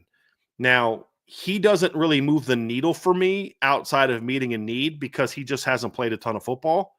He hasn't been overly impactful in college. He had a really nice game in 2023 against Ole Miss. So, and he's got some good film, but he just hasn't done a lot in his career. And so it's hard for me to really say, oh yeah, he's closer to Elijah Hughes than he is any of the other guys that Notre Dame has landed in the portal. I think is that fair to say? I mean, he had 2 catches this past year. He caught 11 passes for 170 yards the year before that, and 1 for 17 the year before that. And his all 11 of his catches for 170 yards in 2023 came in a 4-game stretch. He had more catches that year with 0 or 1 catch than he had with more than one. He's literally has 1 career game or 2 career games with more than 1 catch. In one of those games, he had 2. And then, of course, but he had a great game against Ole Miss at Ole Miss in 2023. He had 7 catches for 90 yards and 2 touchdowns. So you look at it and say, well, yeah, he did very well in that game. But I think you and I both probably think about, well, we also saw Chris Mitchell have a 6-catch, 157-yard performance on the road against Arkansas in 2023. And that didn't translate either, because it's not about that one game. It's about, okay, what kind of overall, impact did you make in that particular game? And so that's kind of how I look at that one. I need to see a lot from him, but I do like the pickup. I just need to see him do it on a consistent basis is a good number 2. So those are all things that factor in. So I do expect there to be some impact from the offensive guys, similar to what the defensive guys are. Hey, just come in, do your thing. You're going to raise the floor. You're going to help solidify the depth chart, and you're going to be good players. But when I throw in what they're asking Malachi Fields to be, it's impossible for me not to think that. And that means you're going to put him in the boundary as the primary boundary guy. You can move him around and stuff, but he's your primary boundary guy. You're asking him to be a big play weapon for you. You're asking him to be a chain mover for you. You're asking him to be a matchup problem for you, where it forces other teams to defend you a certain way because of his presence. You're asking him to be a punisher. And what that is for me is, as a receiver, is when you have teams, when you're a good running team and teams are going to try to impact your run game, or if you have a really good player at receiver opposite a certain player who teams are going to focus a lot of attention on, whether it's Greathouse or a tight end or a player in the past, do you have that guy that can punish those teams for playing him man-to-man or one-on-one, or not helping, or over-focusing on other parts of the team? That's what you're asking Malachi Fields to be at times. So I think the impact of his role and his production and how he impacts everybody else around him, I don't think there's anybody else in this portal class that's going to have a greater impact on the entire operation than what I think Malachi Fields can have for this offense. Now, again, we don't know what any of these guys are actually going to do, but what we're projecting him to do, or what the expectation is that he will add, nobody has more pressure on them than Malachi Fields. I would say Jared Dawson is probably second. And then you could either argue Smith or Stroman is third. Probably Smith, because I think there's more of a greater need there. So that's sort of my argument there, Trev, of why I look at this and believe that the offense is going to have the greater impact, because I don't think anybody is going to come close to the impact, not just statistical, but the impact on this team that Malachi Fields is going to have. And he gives you something you just didn't have. I mean, he's same height as Bo. He's actually taller than Bo Collins. He's about at least an inch taller than Bo Collins. He's about 15 pounds heavier than Bo Collins. He's longer than Bo. He's faster than Bo. And he's been more productive than Bo in the same league, with way less quarterback talent in the room. And so I have very high hopes for what Malachi Fields can do. And we saw him do it against pretty good teams this year. I mean, heck, he had over 80 yards receiving against Notre Dame, including a big play early in the game. So, Trev, that's why I view the offense as better. I think I spent time talking about both guys. I think what's going to really so I think right now the offense is slightly ahead. And there was a comment in the chat that kind of spoke to this. It was from Frank G. He said, I think Fields is the most important and talented transfer. Agree. In contrast, I think as a group, the 2 D linemen and Stroman, as a group of impact, the defensive, in contrast, I think as a group, the 2 D linemen and Stroman as a group will impact the offensive, will have more impact than the offensive group is the more important group of transfers, right? So I think there's a good case to be made. And I told you why I think the offense is right now. What's going to determine this answer at the end of the year is not just going to be Malachi Fields. If Malachi Fields does exactly what we think he's going to do, and the other two guys do nothing, but Jared Dawson's like an impact pass rusher. Devontae Smith is just as good, if not better, than Jordan Clark, which I think he could be. If Jalen Stroman just comes in and just repeats his 2022 and 2023 seasons at Virginia that he had at Virginia Tech, just repeats those at Notre Dame, you've got a really good safety tandem. Because with Stroman, you've got to take away who he's replacing and just say, okay, he's not Xavier Watts. Can Notre Dame be really good at safety with those two players? Not compared to what it was with Xavier, or compared to what it was with Kyle Hamilton, or compared to what it was with Alohi, or compared to what it was with Harrison Smith. It's in 2025, can that be one of the best safety tandems in college football? And I think it can. And if Stroman does that, and Smith does that, and Dawson is an impact player, basically, I think Jared Dawson could do all season what we saw Donovan Hinish do late in the year. I think he can do that all year, but do it with 30 extra pounds on him than what we saw from Donovan, and be a little bit more impactful against the run. What's going to determine, I think, ultimately, and which ends up being right, is going to be the complementary players on the offensive side. Does Ty Washington come in and give you 15, 20 snaps a game, and can he catch 10 to 12 footballs?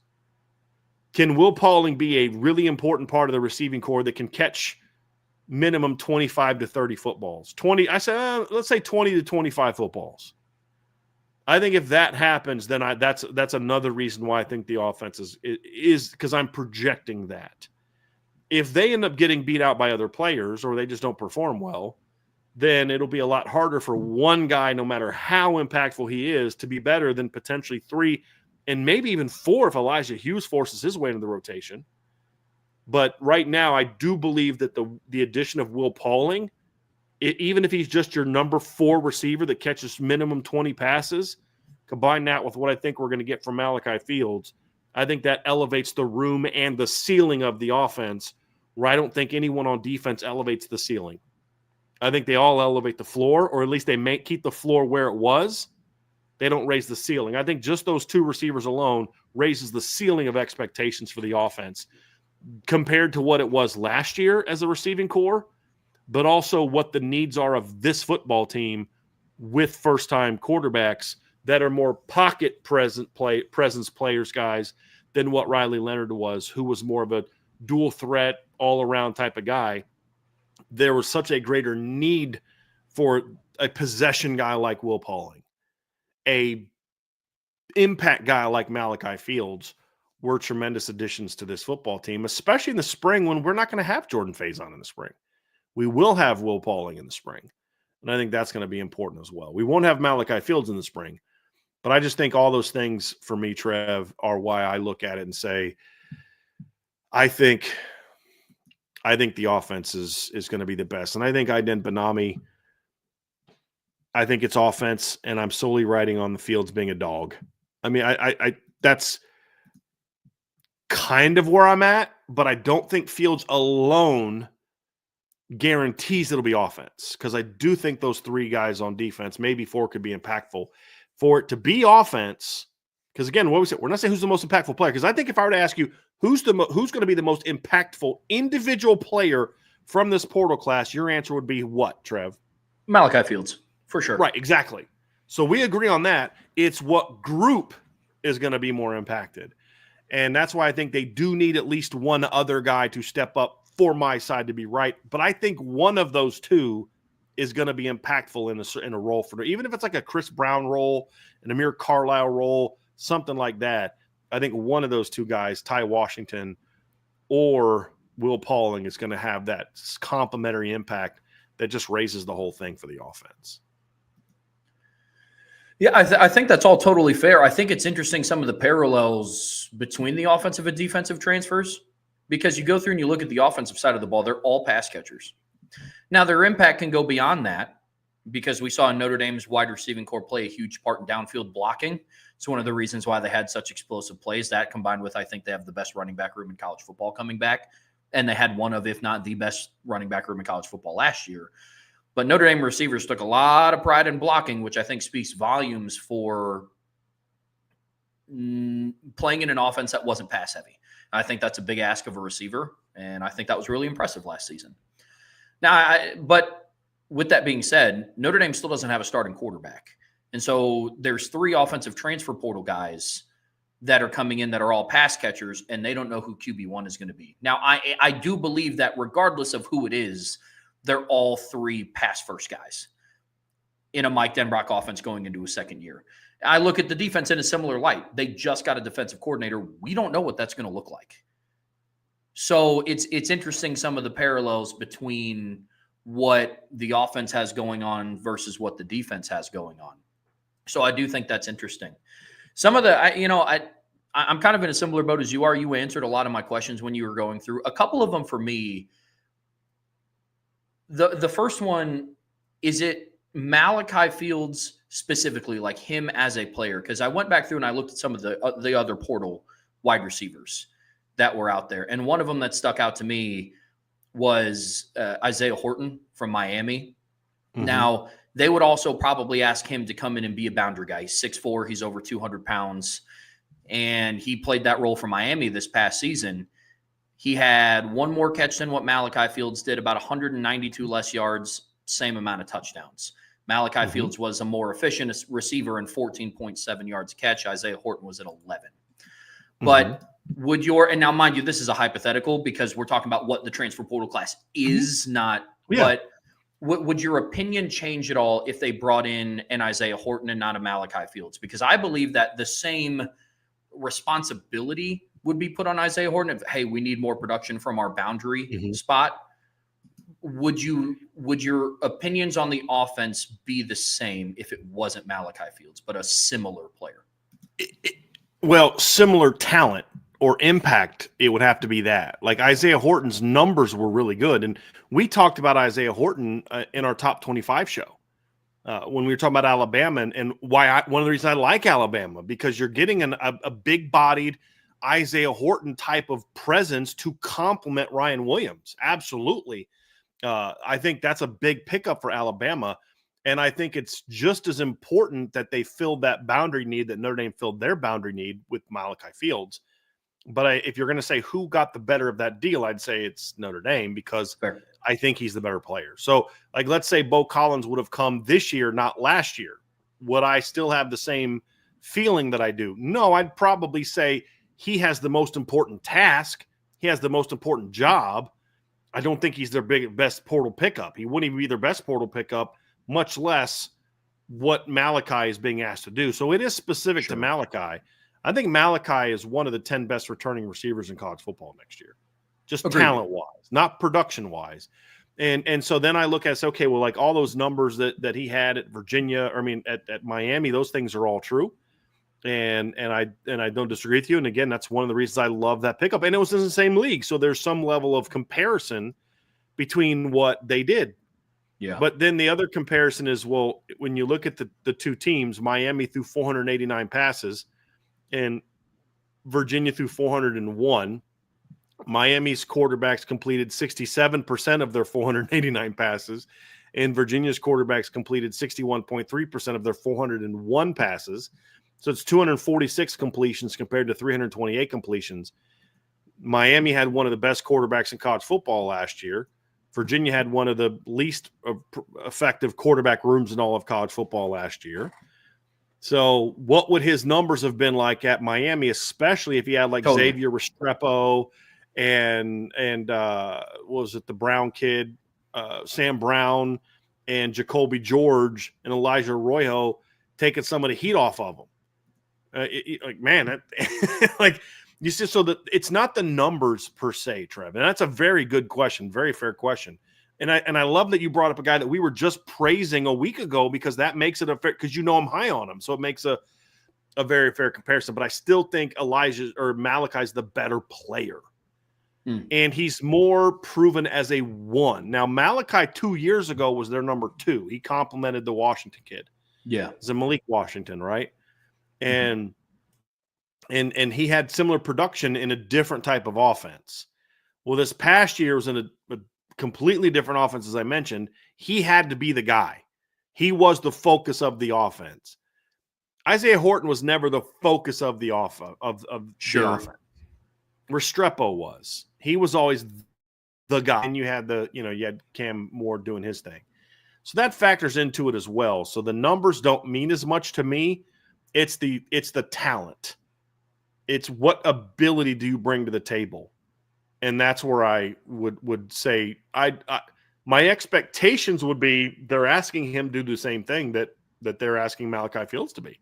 We would agree that if Isaiah Horton was the guy they brought in, you'd be asking him to be the same type of impact player that Malachi Fields would be. So my expectations would not change. My confidence level in those expectations being met at a really high level would be not as great. Kind of like with Bo. I mean, Bo, we said, if he can do this, if he can do that, he's shown flashes. But what we do know about Bo Collins is he's a solid football player. He's a good football player. And he was a good football player for Notre Dame this year. Is he a game changer? That's what we didn't think he would be. Our expectation last year was who was going to be the guy on a receiver last year. Our expectation going to the season was it was going to be Jaden Greathouse. We thought Chris Mitchell might have a bigger impact than Bo Collins. So Bo became your number one guy, but I don't know that any of us thought he should have been or would have been coming into the season. It's just kind of how it played out. But he wasn't the number one in the postseason. You had other guys stepped up. Where Malachi is like, he is the reason that you're bringing him in to give yourself a better chance to beat Ohio State and beat Texas and beat Oregon and beat those teams. Yeah. And he's more capable of it. His skill set allows him to be more capable of it. And that's why I would say, no, my answer would not be the same. Just like if they'd have brought in a Kevin Concepcion, he had good numbers. You know my stance on that. I would not have been fired up about that at all because he didn't meet the need as well. Yeah. You know, LSU got a couple really good portal pickups at receiver in Barry Brown and Nick Anderson. Mm-hmm. I would have taken either one of those guys at Notre Dame, but I would not have. I would have, and maybe Nick Anderson would have been thrust into the same role that Malachi Fields is being thrust into. I would not have had the same level of confidence. He could be the every down difference maker that Malachi can be. So there have been plenty of portal pickups that would have like, hey, you improved your room by getting that guy. But to me, Malachi Fields was the best receiver in the portal for what Notre Dame needed. And the only other guy that I would have really been super fired up about probably is Eric Singleton. You know, Dane Key is a good pickup for Nebraska. I think Brown and Anderson are good pickups for LSU. We've talked about some of the other guys that I think are going to be good portal pickups. I think Isaiah Horton was a really good pickup for Alabama. It gives them that really big-bodied complementary guy on the opposite side to what Ryan Williams is going to do this year. But I felt like Malachi Fields is one of arguably the three most gifted receivers, period, but the best fit for what Notre Dame needed on top of being that elite player. And that's what factors into it for me. So very good question. Very good question. No, that's fair enough. I mean, I appreciate that, man. It was, I think, worth the discussion because I'm in the same boat as you. Notre Dame got the right guy for what they needed. And not only just does he fit the bill of what Notre Dame needs, he's also very, very talented. I do believe that he is also one of the best wide receivers coming back in college football this upcoming season, which is nice to say because Notre Dame hasn't had one of those in a very long time. I think Jaden Greathouse can be. I think he can get there. I think they have some guys on their roster that could be. They're just not quite there yet. So the only other question that I had is you mentioned how a lot of the defensive portal class were not necessarily needs. That would probably be my only pushback is I think that the defensive side, they are coming in to fill – the majority of the class are coming in to fill starters who left. But on offense, I think that answer is only for Malachi Fields. Yes, Chris Mitchell's leaving. They brought in Will Pauling. Fair. But that would be my only pushback. I agree. Because I'm with you on I think the impact of adding in a Will Pauling. Like, let's just say he just does exactly what Chris Mitchell does, like barely over 200 yards, 2 touchdowns, which would be, I think, outside of his, freshman year, his least productive season in college. Oh, yeah. Yeah. But then you compound that. Sophomore. He had 12 catches for 122 yards as a sophomore at Cincinnati. Okay. But at Wisconsin, he went for 74 catches, 837 yards, and 6 touchdowns in 23. And this past year had 42 catches for 407 yards and 3 touchdowns in only 10 games. Okay. So, yeah. Sophomore year. So, but even with Will Pauling, to the points that you brought up, if Jaden Greathouse continues to ascend and stay on the track that and when I mean the same track, I don't mean he's going to go for multiple touchdowns and over 100 yards in every single game. Because if that's what happens, I mean, we're having a lot more fun conversations than just how was the transfer portal class.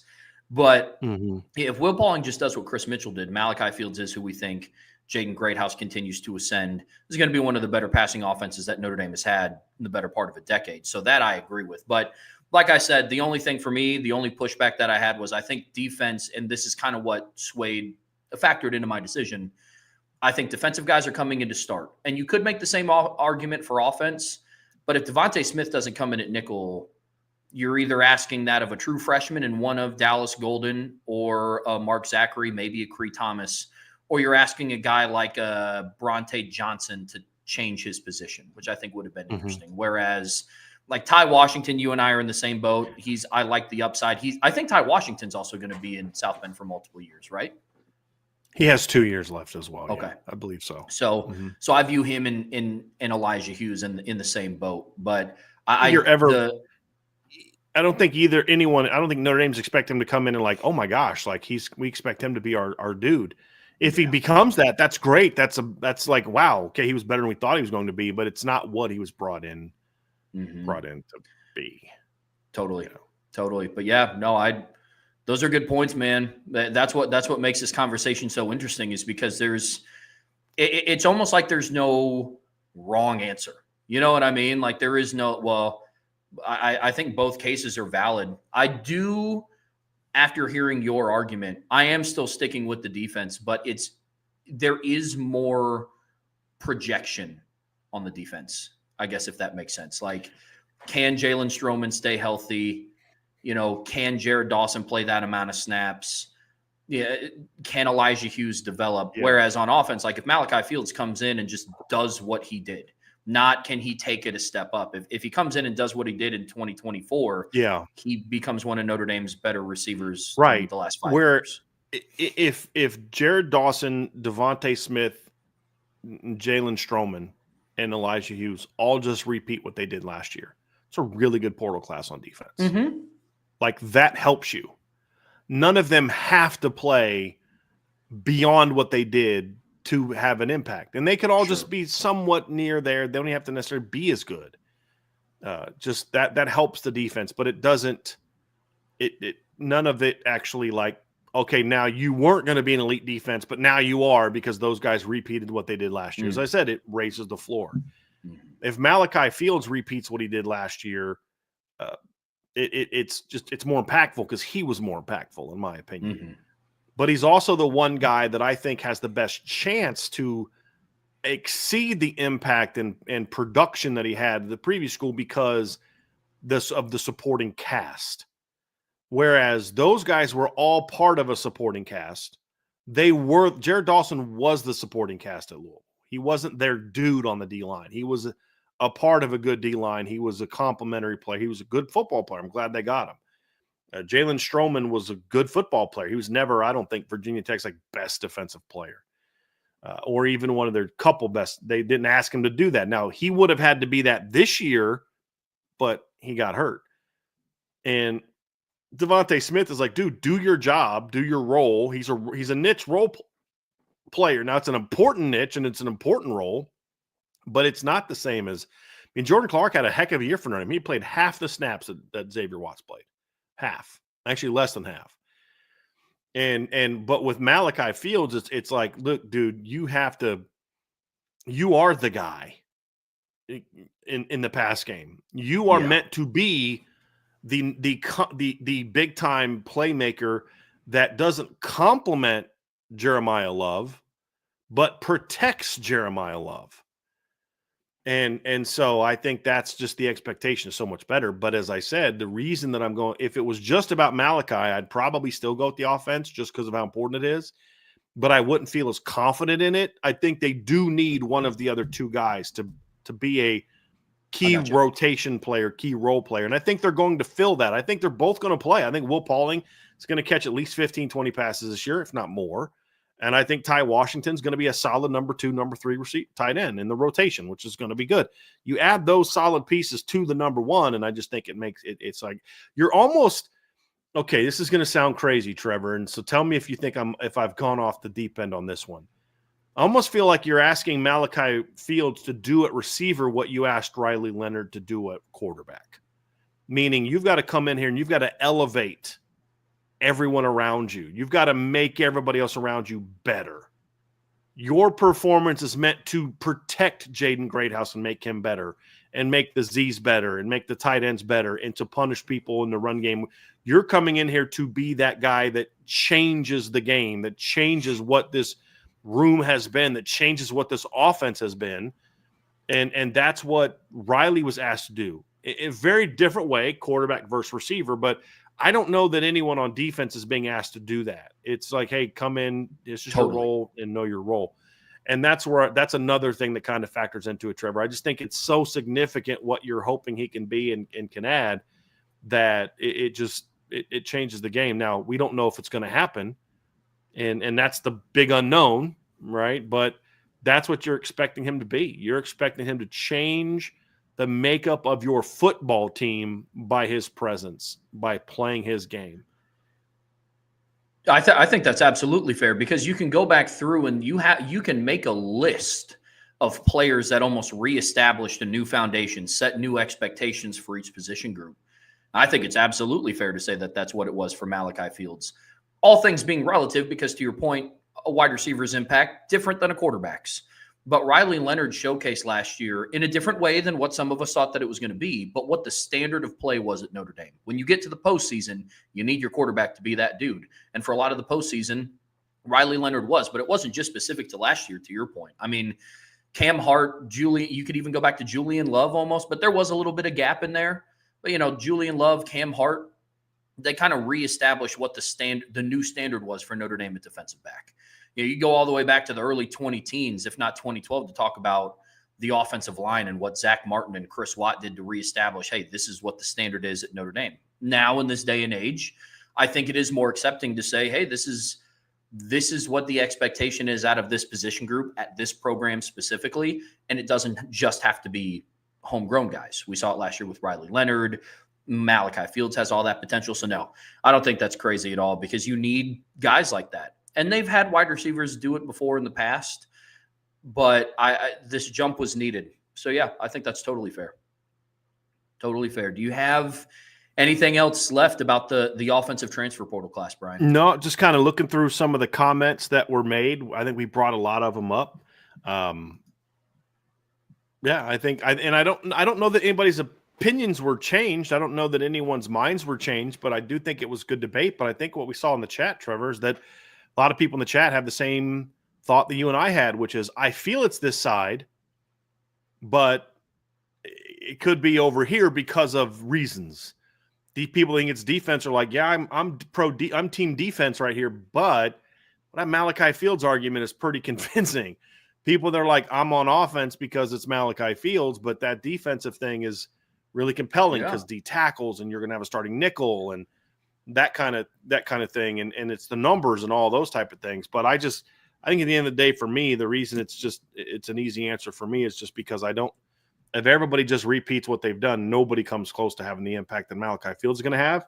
Sure. And I also think that we're barely talking about a guy that over the last 2 years in the Big Ten, caught 70 some passes for over 1,000 yards, and we're barely talking about him. Why are we barely talking about him?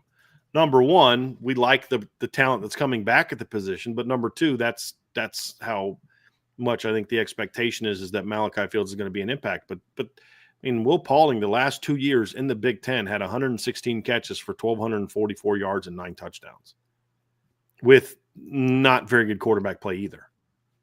And I think perhaps we're maybe dismissing the role he's going to have. But the reason I struggle with Will Pauling is because how he was used at Wisconsin is not really like how receivers are used at Notre Dame. There's some of that. I mean, if anything, he's pretty much used the way Jordan Faison was used for a chunk of the year. Yeah. Quick game, possession stuff, move the chains, all that. I don't know how much of an impact he's going to he's going to have in certain areas, because it requires me to project more than I have to project with the guys on defense.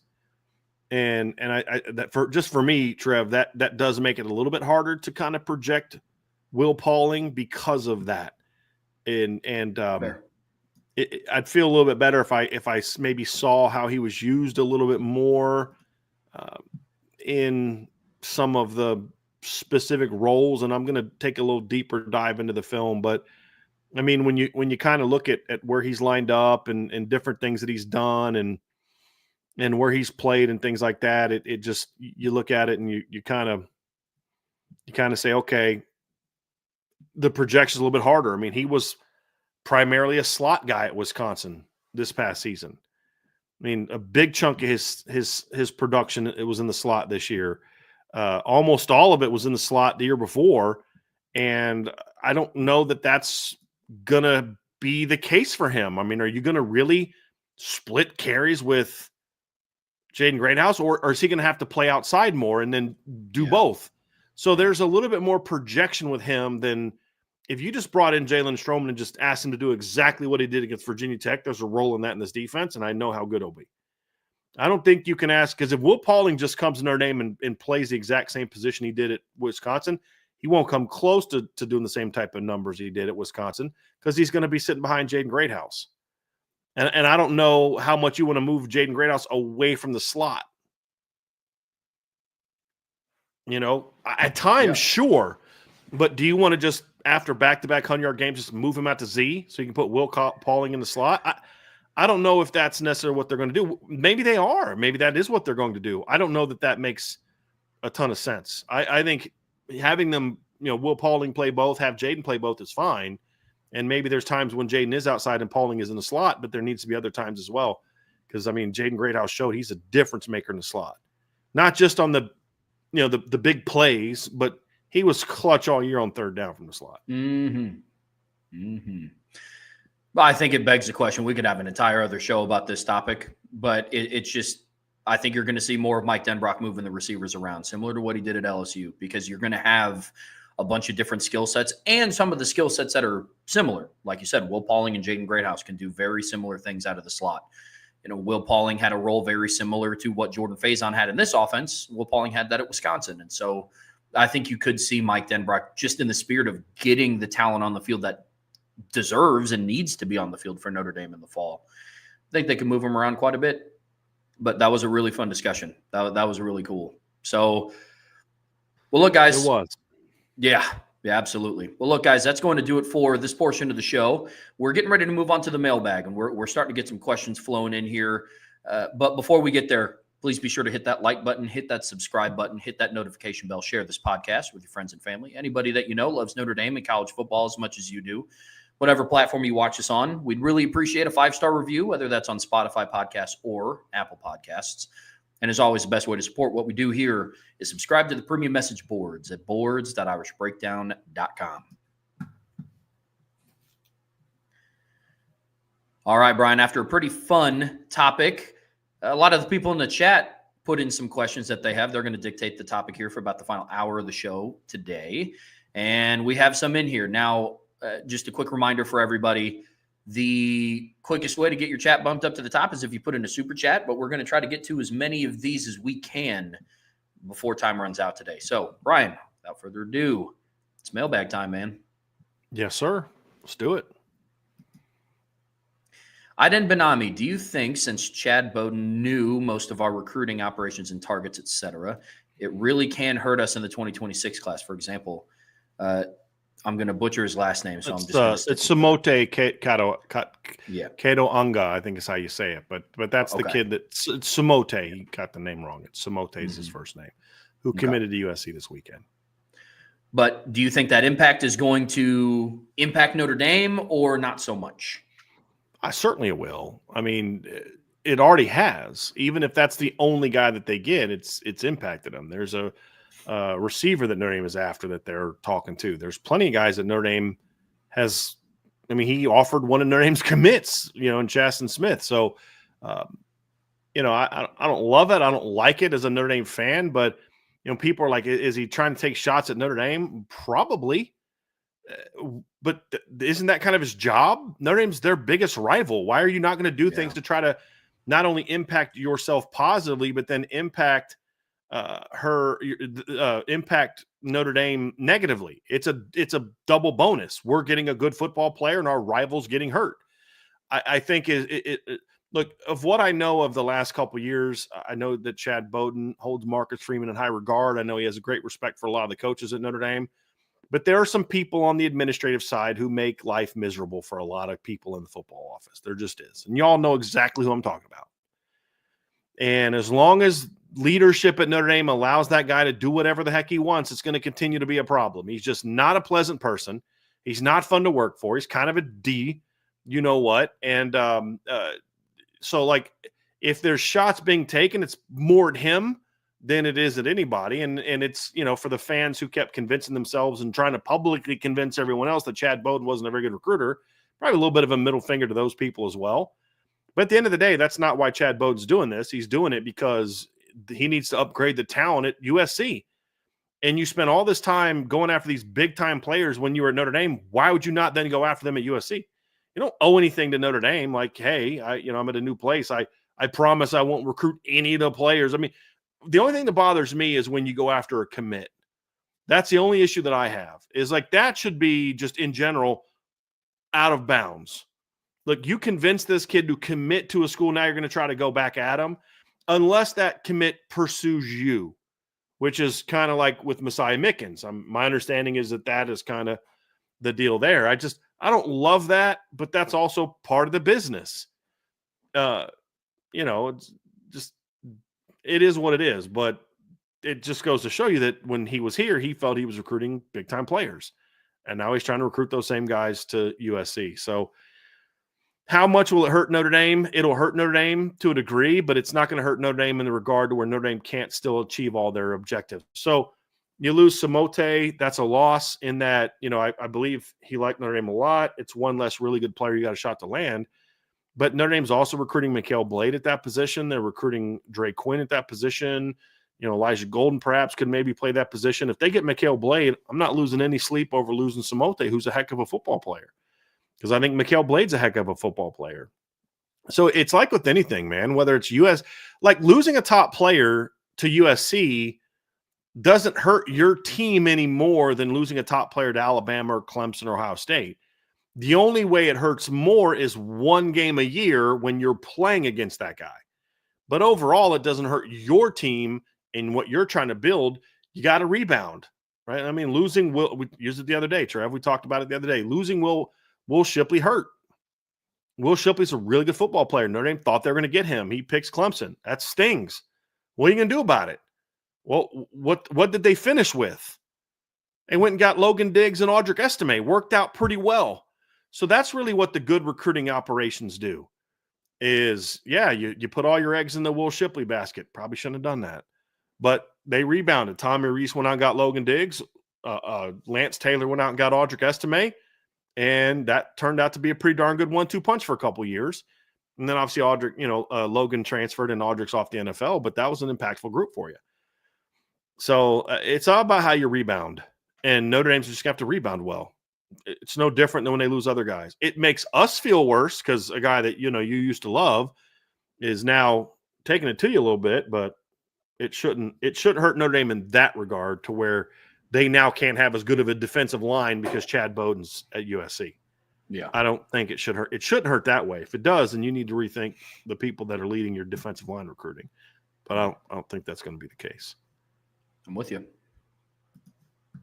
Andrew Gilmore, is Brent Pry on the hot seat at Virginia Tech? I haven't heard anything about him being on the hot seat. I don't think that he should necessarily be on the hot seat.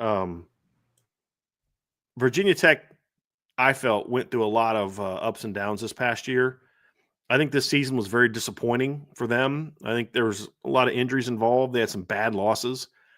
I don't care how good Vanderbilt was this past year. It's still Vanderbilt. You should never lose to Vanderbilt. You lost a home game to Rutgers.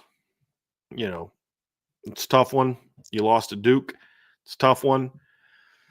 I don't think he's on the hot seat yet. After basically going 13-13 the last 2 years, I think he will be on the hot seat if they don't do well this year. So Some people view that as on the hot seat. If you're someone who believes that a guy could get fired during the season if they don't do well this year, if that to you is on the hot seat, then okay, yes.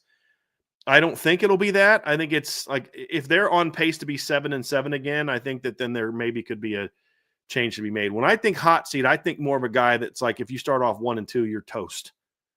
That's more hot seat to me than after the season you might be gone.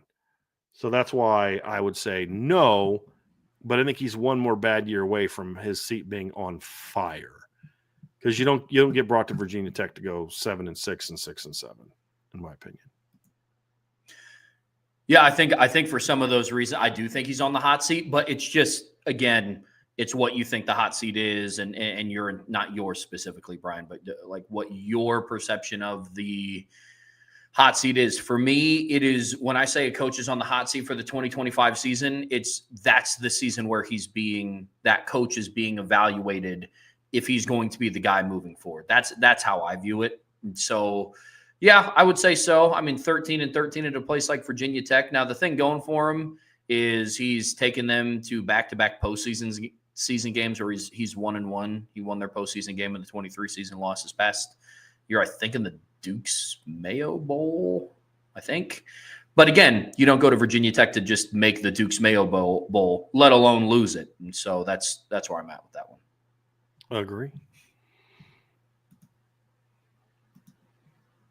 Aiden Benami, when can we have another recruiting review? Missed those. You mean besides yesterday? I was about to say. Dan, I literally, this is what's frustrating. I literally put 2 huge long intel pieces on the board, 3 the last couple days, and this is your question. Okay. Tommy Guns, Bryan, when do you get the spring practice schedule? Is it the whole schedule or kind of sent out by the week or something else? When we get it, we haven't got it yet. When we get it, they normally tell us what the availability is for the entire spring. And in the past, they've said, hey, don't report what specific days are and all that. But they'll let us, we can say, hey, there's 14 practices. We get 3 open practices or 2 or whatever the case may be. So in the past, Tommy, it's always been, they let us know right away. Once they have the schedule complete and get it to us, we know the entire spring schedule is normally how it works. Josh Buffo, the motivational business banker. Just having fun. Give us your starting O-line week 1 at Miami. So let's answer this question twofold. So if he says we're having fun, let's do it twofold, Trev. Let's, number one, give what you want it to be. If you were making decisions, what you think it would be. Being realistic, so don't be like, Will Black, realistic, what you think it could be, should be, and then what you think it will be. So let's do that. So you start, give me what you think it should be if it was up to you, and then what you think it will be. And it could be the same. And if it is, that's fine. But I'll let you go first on that one, Trav. What I think it should be, I'd go Jagasaw left tackle, Schrouth left guard. If he's healthy, Ashton Craig at center, Anthony Knapp at right guard, Emil Wagner right tackle. That's what I think it should be. What I think it will. Again, so it's you said Jagasaw, Schrouth. Yep. Mm-hmm. You say Craig at center. Mm-hmm. And then Nap who do you have at right guard? Who? Nap. Mm-hmm. And then Wagner at right tackle. Okay. Mm-hmm. What I think it will be is I think it will be Anthony Knapp at left tackle. I think Billy Schrouth will be left guard. I think Ashton Craig will be center. I think Jags will be the right guard. And I think Emil Wagner will be right tackle. We're on the same page. I think the most realistic. I mean, if I were to do like an unrealistic 5, it'd be Jagasaw at left tackle, Knapp at center, Absher at right guard, and Wagner right tackle. Or I'd move Wagner over to left tackle, Gerby Lambert at right tackle, Jagasaw at right guard. Like that'd be like the real But realistically, what I expect it to be is what you said. I think Joe Rudolph is going to look for any reason on the planet to not have Anthony Knapp and move inside. And I don't understand why. And I think this is going to be his reasoning. He's going to say, well, Jagasaw was so much better at guard against Penn State than he was at tackle against Ohio State. My answer to that would be Well, look who he's going against as an offensive tackle against Ohio State, number one. I think tackle's a harder position to play, so the lack of practice reps there factors into that. The fact that he'd been practicing at guard factors into that. And I'm not completely just making this up, pull it out of my head. It's what I think is going on. I just think he's going to look for any reason possible to keep Knapp at left tackle. It is. So it is what it is, but that's going to give you one heck of a right side next year if that's what he goes with Jagasol and Wagner. But that's what I think it'll be, assuming Knapp's healthy. Now, look, if Knapp can't go during the spring, and I don't know if he can or can't, we don't get anything on injuries from Notre Dame outside of Marcus Freeman interviews, then perhaps that could be the case. So I just think that's what it'll be. It'll be that. Same lineup as it was this year, except Ashton Craig returns and you insert Jagasol at right guard over Spindler. That's what I think it'll be. I'm with you. Yeah. Yep. I still think, that's going to put a lot of pressure on Knapp to make a big step in year 2, but if he can make a big step in year 2, that's still a really good freaking offensive line. I just have concerns about whether or not Knapp's comfortable at tackle. That's what it boils down to. Mm-hmm. Yep.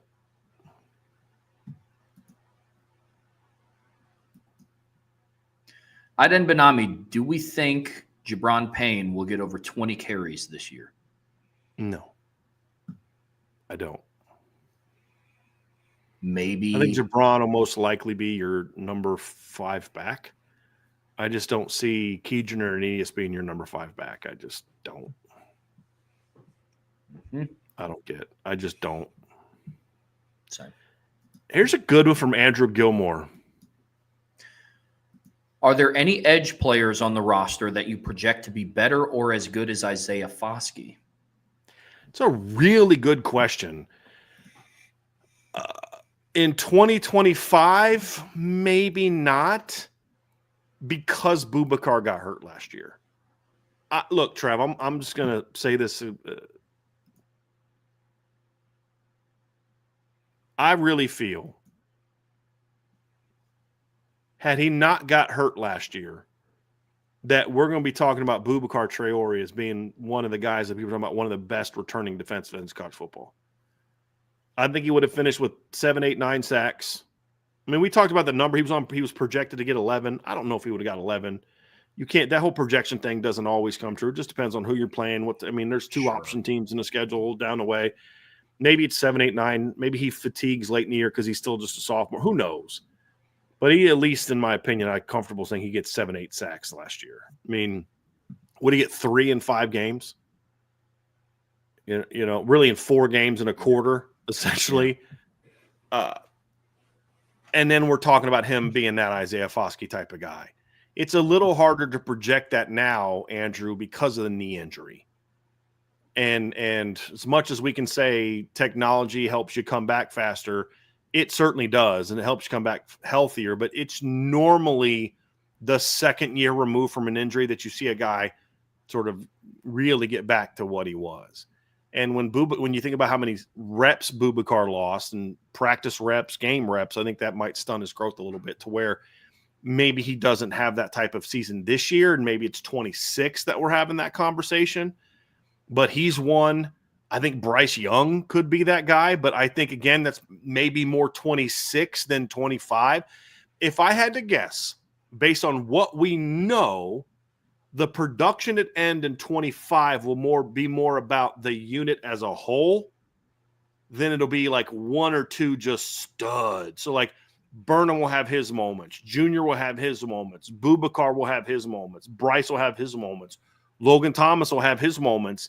And then if Jordan Patelho's healthy, he'll have his moments. And he's probably the injury guy that I have the biggest question marks about. Where is he going to be health-wise when he comes back? And so that would be that would kind of be more of where I see this going.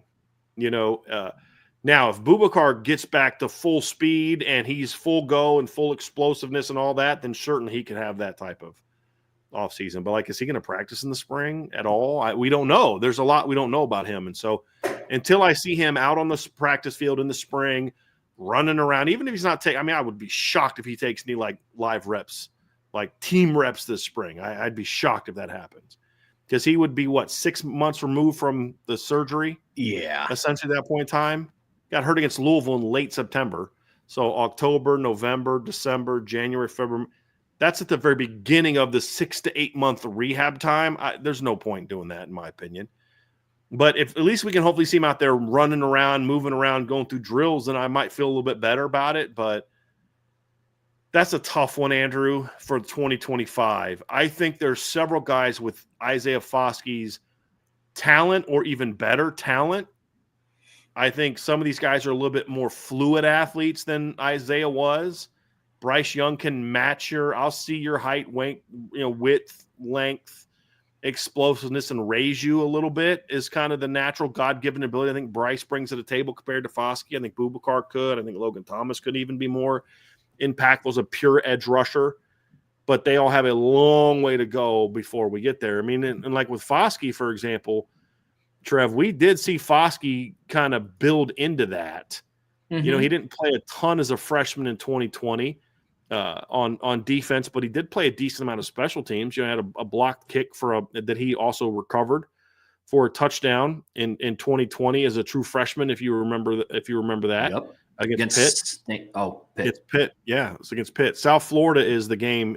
I think he blocked a punt against South Florida. But no, was it 20? I remember him blocking a punt against Stanford.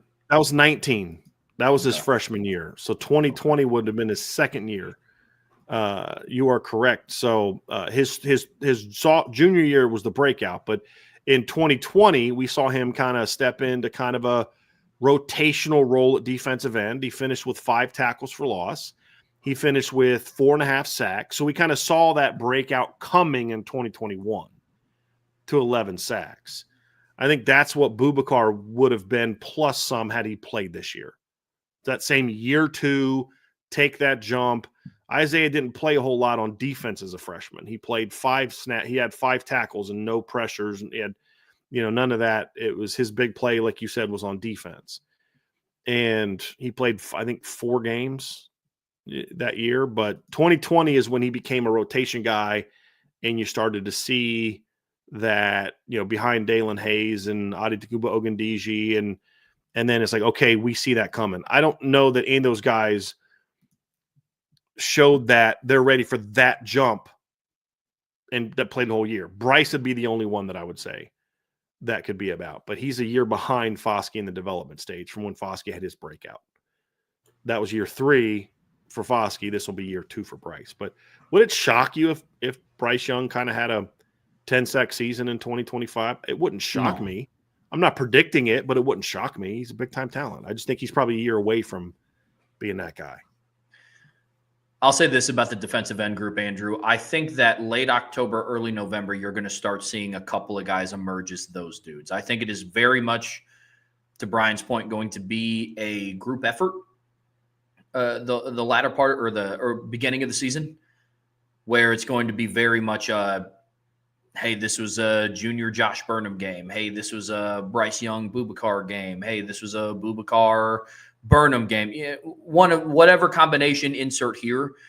I think by the end of the season, in the month of November, there's going to be a couple guys emerge that we're going to be sitting talking about in the Keys to Victory show. It's like, hey, this is the direction it's been trending. And I don't know who it is because I don't want to say a name and it be the wrong name or give anybody the wrong inclination of who I think it is. I just think that a couple of guys will emerge as, hey, these are going to be the pass rushers. If I had to go out on a limb, health being – because the thing working out for Boubacar is I look back to Mitch Evans, and Mitchell Evans started against Texas A&M, I believe, and he at least played against Texas A&M 9 months removed from an ACL injury. Played in a full-speed game down in the SEC.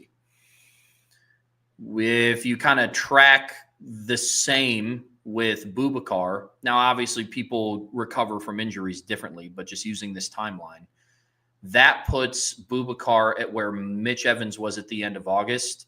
That puts Boubacar there like end of June, early July-ish. And when did Mitchell Evans kind of start to ramp back up? Middle of October. And that kind of aligns with the first part of Notre Dame season. I'm not saying that Boubacar is going to be good to go before the month of September is over. But looking at this glass half full, Boubacar got injured in the month of September. And Mitchell Evans got injured in November. And Mitchell Evans was able to go at the start of the season. But it did take him a while to work back up. So there's that. He was never the athlete he was the year before, ever. Mm-hmm. And that's the concern. He played, but he didn't play well until later in the year. And even then, it was just in spurts. But I also think there's a little bit to Mitchell's issues than just the injury. I do too. Which I'll just kind of leave at that. If you want my further opinion on that, you can ask me about it on the message board. But I think there's a little bit more to it than just the knee injury. Yeah. Yep. But just getting that burst back, that's going to be the challenge.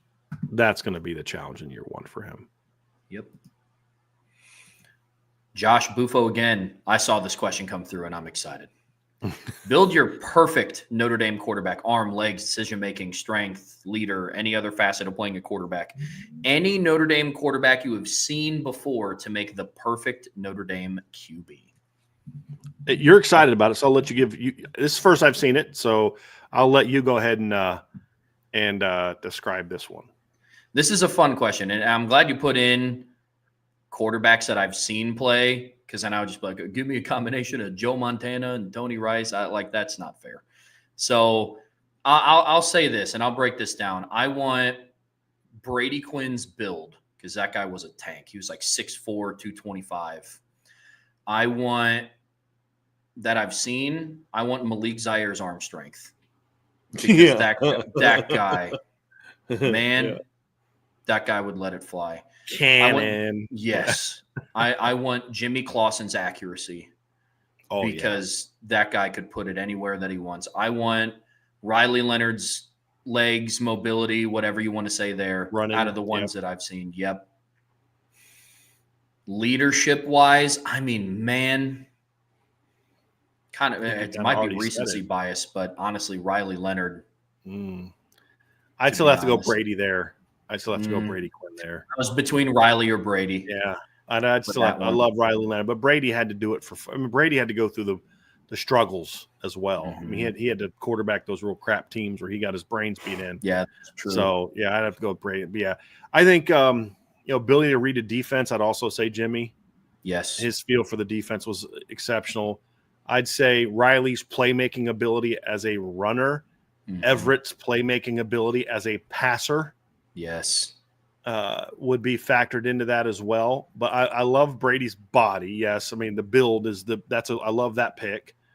I love the one of Jimmy Clausen's accuracy and timing also, I think, is big with Jimmy. Jimmy had great timing. That's a very good one. Arm strength, it's Malik. And my number 2 would be Everett. Would be my number Mine 2. Mine Everett too. had a cannon, an absolute cannon connected to his arm. That would be that'd be my other one. And then I'd want Brady Quinn's injury history, because Brady just seemed to be able to take a pounding and be fine. A lot of those other guys had different periods where they just got really banged up. But I'm trying to think of what are some other areas where I would trying to think of some different ways. Now, I'll tell you what, I mean, Jimmy, a lot of those guys were really clutch in the fourth quarter, including Ian Book. I mean, we've talked about this. Ian Book had some clutch fourth quarter moments. We don't need to get into, well, maybe you should have played better in the first 3 quarters, but Brady was clutch in the fourth quarter. Jimmy was clutch late in games. I mean, like the Purdue game where he came off the bench in 2009 and let him know he didn't start that game because he was injured. And he came off the bench injured. Remember, Dane started that game. And trying to think of some other guys. But, Riley Leonard's mobility, pocket feel, running, scrambling, all of that's a no-brainer. And even more than Tony Rice, because I know that Tony could run the option, but I never got to see Tony run in this type of system. It's just a different type of animal. So that's kind of mine, Trev. That's kind of where I'm at with all those. I think you nailed them. None that I just necessarily disagree with. I think the only other guy you could debate about body type on top of Brady would be Deshaun Kaiser. He'd be the only other one that I would. Yeah.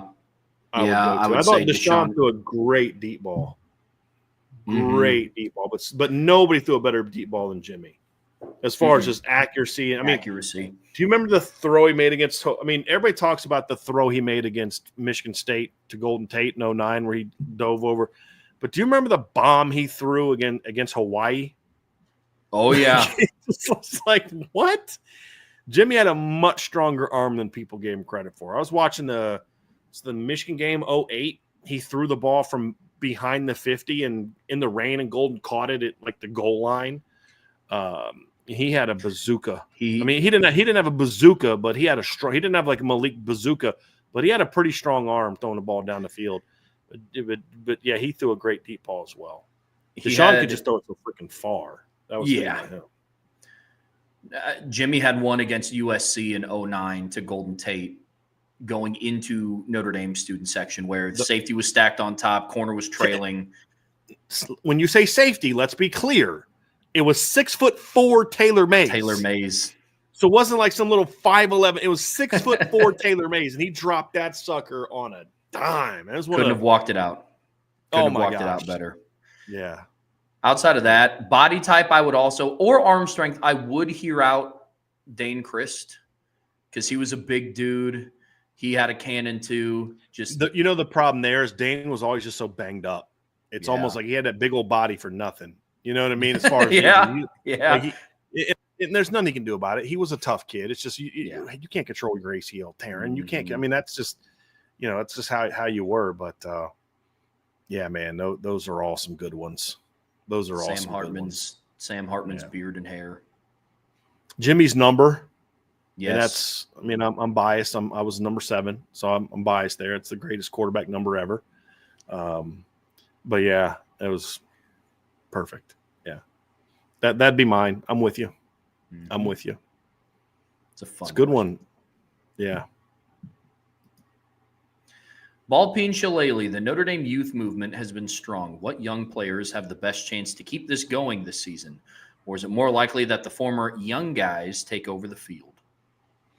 We're actually going to have a show on this at some point in time here.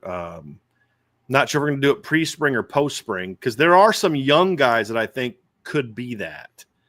And the way I take his question is former young guys like that junior class. Like I think that junior class is going to have a big part in this team this year. It's the Drake Bowen class, the Jaden Alsbury class, the Christian Gray class. I think we're going to see a lot of that. Jaden Greathouse, Jordan Faison, Jeremiah Love. I think that class is going to be the most impactful class in the roster this year. Mm-hmm. I do. I mean, when you think about you have Jeremiah Love at running back, he's probably going to be your best running back. You may have, Jaden Greathouse will have a chance to be your most impactful receiver. He's in that class. Jordan Faison's going to play a lot. He's in that class. You look at the offensive line, you're going to have I'm trying to think who some of the offensive linemen were in that class, but Jagasol was in that class. He's going to be part of that. Defensively, Boubacar Traore, Armel Mukam, Drake Bowen, Jaden Alsbury, Christian Gray, Adon Schuler, Luke Talich. And that class is, of all the classes that were recruited by Notre Dame, so like I don't count Malachi Fields as part of like that class he was a part of. I think that class is probably going to have the biggest impact because it's not only a lot of players, but it's prime quarterback, running back, receiver, middle linebacker, viper. Field corner, safety. It's like important positions as well. Potentially left tackle. So I think that class is going to be the most impactful. So those are former young guys. But look, like KVA, Bryce Young as rising sophomores, Aeneas, Keedron Young, Leonard Moore. That group is going to be impactful as well. No doubt about it. Bryce Young, did I mention Bryce Young? If I didn't, then you have the freshman class it's going to have a couple guys could be an impact. And it's funny because like the senior class will not be as like not fifth year senior class, but just the normal senior class is not going to really have a lot of guys in the starting lineup from that group. If you think about it, it's going to be like, let's say everybody's back to health and guys that started last year get their positions back. You're going to have Schrouth and Ashton Craig. right? Eli Raridan. Yep, he was from that class. Trying to think of some other guys from that group. I mean, just like the true seniors, there's not a lot of them. Jaden Mickey transferred. Benjamin Morrison's going pro. And part of it's success. Benjamin Morrison's going pro. But yeah, Jaden Mickey, I mean, that class has had some, Holden Stace is gone. Jadarian Price will be impactful. Maybe Steve Angeli if he starts. Joey Tanona's transferred out. Ty Chan transferred out.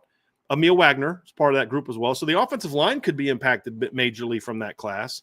But outside of that, Josh Burnham and Junior Tilamaka, Jalen Sneed are important, but I don't know how, they'll be the guys. Donovan Heinisch is part of that. Tyson Ford's gone. Aiden Gobyra's gone. Jaden Mickey's gone. Jaden Bellamy's gone. Reno Monteforte is going to be your short snapper. That's obviously good. But like Tobias Merriweather's gone. So a big chunk of that class is gone. And, when you look at the 23 class, obviously, and the impact they're going to have, which is Freeman's first full class, it's like, dude, even with some guys gone. I mean, Braylon James is gone. Rico Flores is gone, but your Cooper Flanagan's hurt, but you've got, Jeremiah Love, maybe Kenny Minchie. And I put CJ Carr in that junior class. Actually, CJ's in the Kingston Viliama Asa Bryce Young class. I keep forgetting because he's been committed for so long. I forget that CJ's only going to his second year. Kenny Minchie was the quarterback in that class. But Jeremiah Love, you've got, Jagasol, maybe Sullivan Absher, Drake Bowen, Jaden Alsbury, Boubacar Traore, maybe Armel Mukama, Don Schuler, Christian Gray. That class is going to be impactful as well.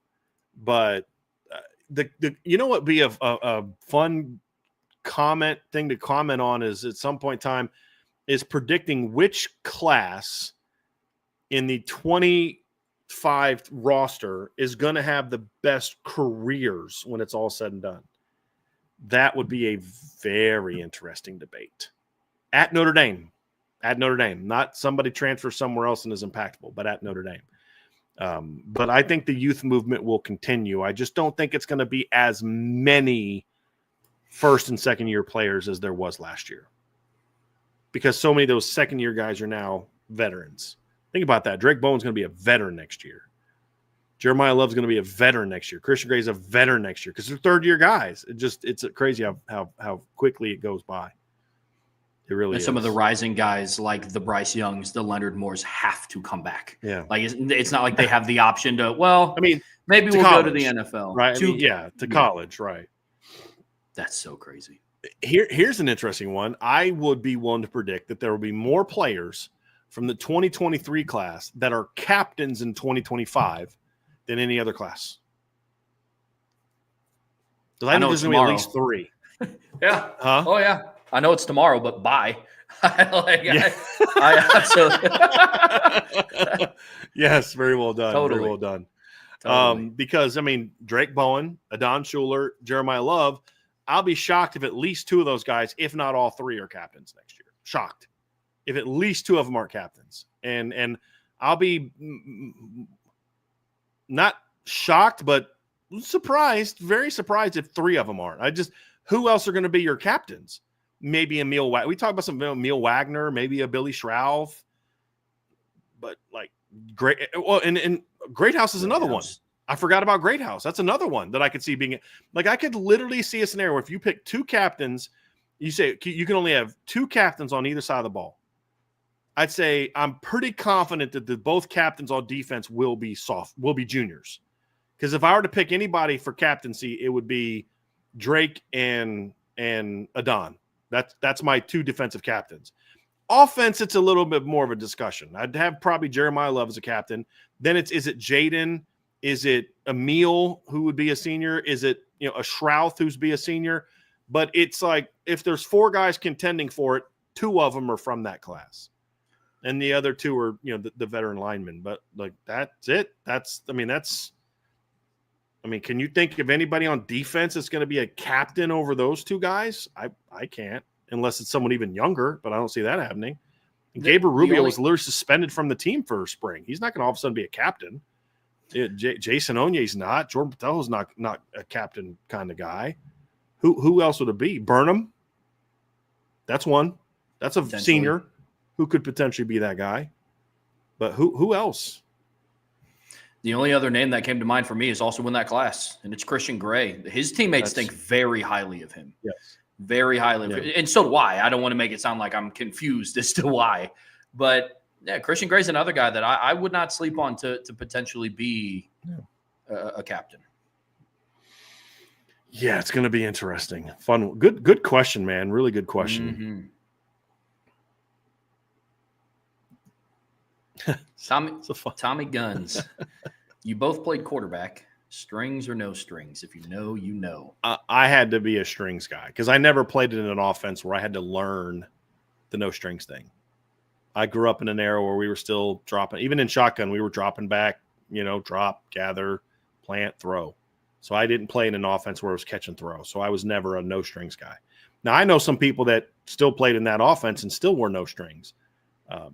Like some guys just don't care. Everett Golson did not care if he had the strings or not. Now, I would argue that's why he had a tendency to have some balls sail on him. But that's a different conversation for a different day. But I was always a strings guy. I'm absolutely a strings guy. Yeah. And I don't have giant hands either, so I needed it. To me, it just feels unnatural to not. It really does. I mean, the offense that I played in my freshman and sophomore year were significantly different than the offense I played in my junior and senior year.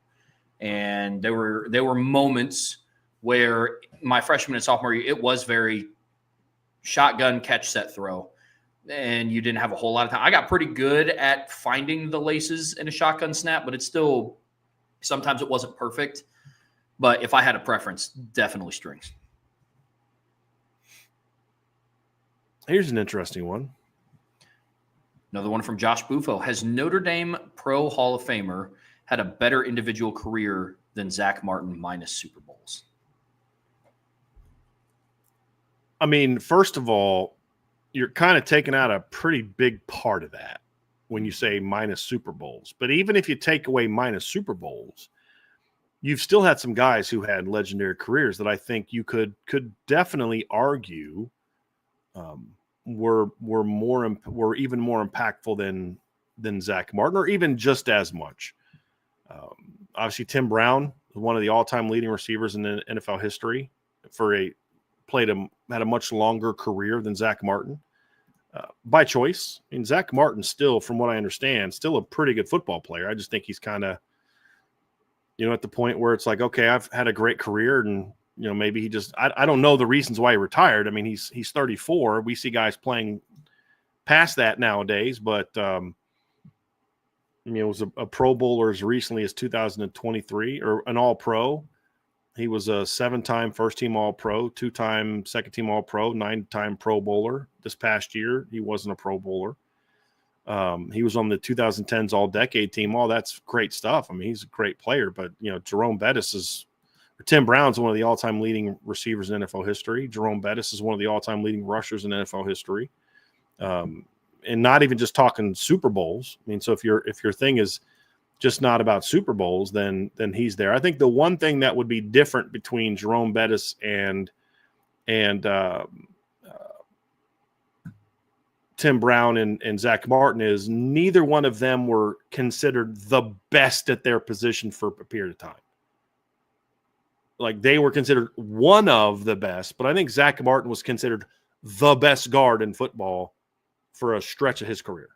And I think that is the one thing that maybe you could push back on a little bit, but Bryant Young's another guy that had a phenomenal individual career. But here's a guy that's an older fella, but Alan Page was an elite player in the NFL. He made it to 4 Super Bowls, I believe, and didn't win any of them. But Alan Page he played a long time. He had elite career, Pro Bowls, All Pros, sacks. I mean, just a phenomenal career. I saw somebody at one point in time, like with him, you go back and count his sacks. They've gone back and added sacks to his stats. I mean, he had 18 sacks in 1976. So 8.5 as a rookie. 11, 9, 10.5, 9, 6, 5, 11, 13, 18, 17.5, 7.5. That's through his 30 age 32 season. Keep in mind, Trevor, up until 1977 or 1978, they only played 14 games. Mm. And then they went up to 16. And after his age 32 season, which is when they went to 4 to 16 games, he still had 3 more years with 10-plus sacks. And in his last 2 years in the NFL, he had 9.5 and 9 sacks at the age 35 and 36. So that'd be next year and the year after for Zach Martin, which kind of shows you the talent that he had. He was a heck of a player. I mean, he was part of that purple people eaters, I think is what they called that defense back then. He was an elite player. So there's some in the conversation, but the moral of the story is Zach Martin also belongs in that conversation of like, is he the greatest professional player that Notre Dame has produced? He's in that conversation. And look, I get the comment about minus Super Bowls. I feel like that's a Joe Montana comment, right? I think Joe Montana, even if you take out the Super Bowls, was still a heck of an NFL player. You know, he was a 2-time MVP. Looking at his numbers now, 2-time MVP, 2-time All-Pro. I mean, and honestly, if not for when he had that bad elbow injury, or he missed all the 91 season, that came after he had back-to-back NFL MVP season. So the season that Zach Martin is retiring, his last season, is Joe Montana at that same age won an MVP, won the second of back-to-back MVPs. So it wasn't like Joe Montana was a good NFL quarterback, but then when they got to, the the playoffs, he was another level. But I think the thing that's always going to take a little bit away from Joe Montana, fair or not, is that people are going to always say, yeah, but he had Jerry Rice to throw to. And I'm like, fair or not, that's just going to be what it's going to be. And I've made that argument before. I've said, hey, what would John Elway's career numbers look like if he was throwing Jerry Rice's whole career? That there's some merit to that, in my opinion, but it is what it is. But he's in that conversation. I think it's him. I think it's Tim Brown, it's Alan Page, and Joe Montana are probably the 4. Jerome Bettis would be right behind those guys. Bryce Young right behind those guys. Those would be in that. I don't know enough about Paul Hornung's career to be able to say that Paul Hornung. I'd have to go back and learn. He's the one guy I don't know a whole lot about as far as what he did in the NFL, other than knowing he played on Super Bowl teams of the Packers. He is not a Hall of Famer yet, but I think Harrison Smith absolutely belongs. Well, neither Zach Martin. Yeah. Oh, yeah, totally. I mean, look, I think Harrison Smith is the seventh player in NFL history to record like 30 interceptions and 20 sacks in his career. Mm-hmm. He's a 6-time Pro Bowler. I mean, Harrison Smith, I think, is absolutely in that conversation. I mean, he was Defensive Player of the Week, or no, not of the week. Good Lord. He was on the AP second team All-Pro in 2018, AP first team All-Pro in 2017. He was the first Vikings rookie safety to start all 16 games. I mean, that guy was the real deal, man. Mm-hmm. Somebody said Ross Browner. Just so we're clear, Ross Browner is not in the Hall of Fame, not in the NFL Hall of Fame. Mm. So, and his NFL career was never what it should have been for a host of reasons. But he was loose emoji said he's the most dominant player he ever saw at Notre Dame. Yeah. So yeah, that's a good one. I like those. And think about Notre Dame's 2011 team. I said this the other day. People say, why don't you like Brian Kelly? I'll tell you why. Notre Dame's 2011 team had 19 players drafted from it that played, not that were on the roster that eventually became that were drafted, including 2 future Hall of Famer NFL players in Harrison Smith and Zach Martin. Also had Tyler Eifert, also had Michael Floyd, Theo Riddick, Capron Lewis Moore, Lewis Nix, Stephon Tuitt, all the list of guys, Robert Bland, and that team went Lynch. 8-5. 8-5. Lost to South Florida. Like, Let's move on. Let's move on. Oh, my goodness gracious. Aiden Benami, is Will Pauling that much better than our guys coming back? I don't know that we made that claim that he was better than the guys coming back. We said he's more proven. And the answer to that is, yeah, he's a lot more proven. He's got over 1,000 career yards. Nobody else coming back from the current roster has over 1,000 career receiving yards.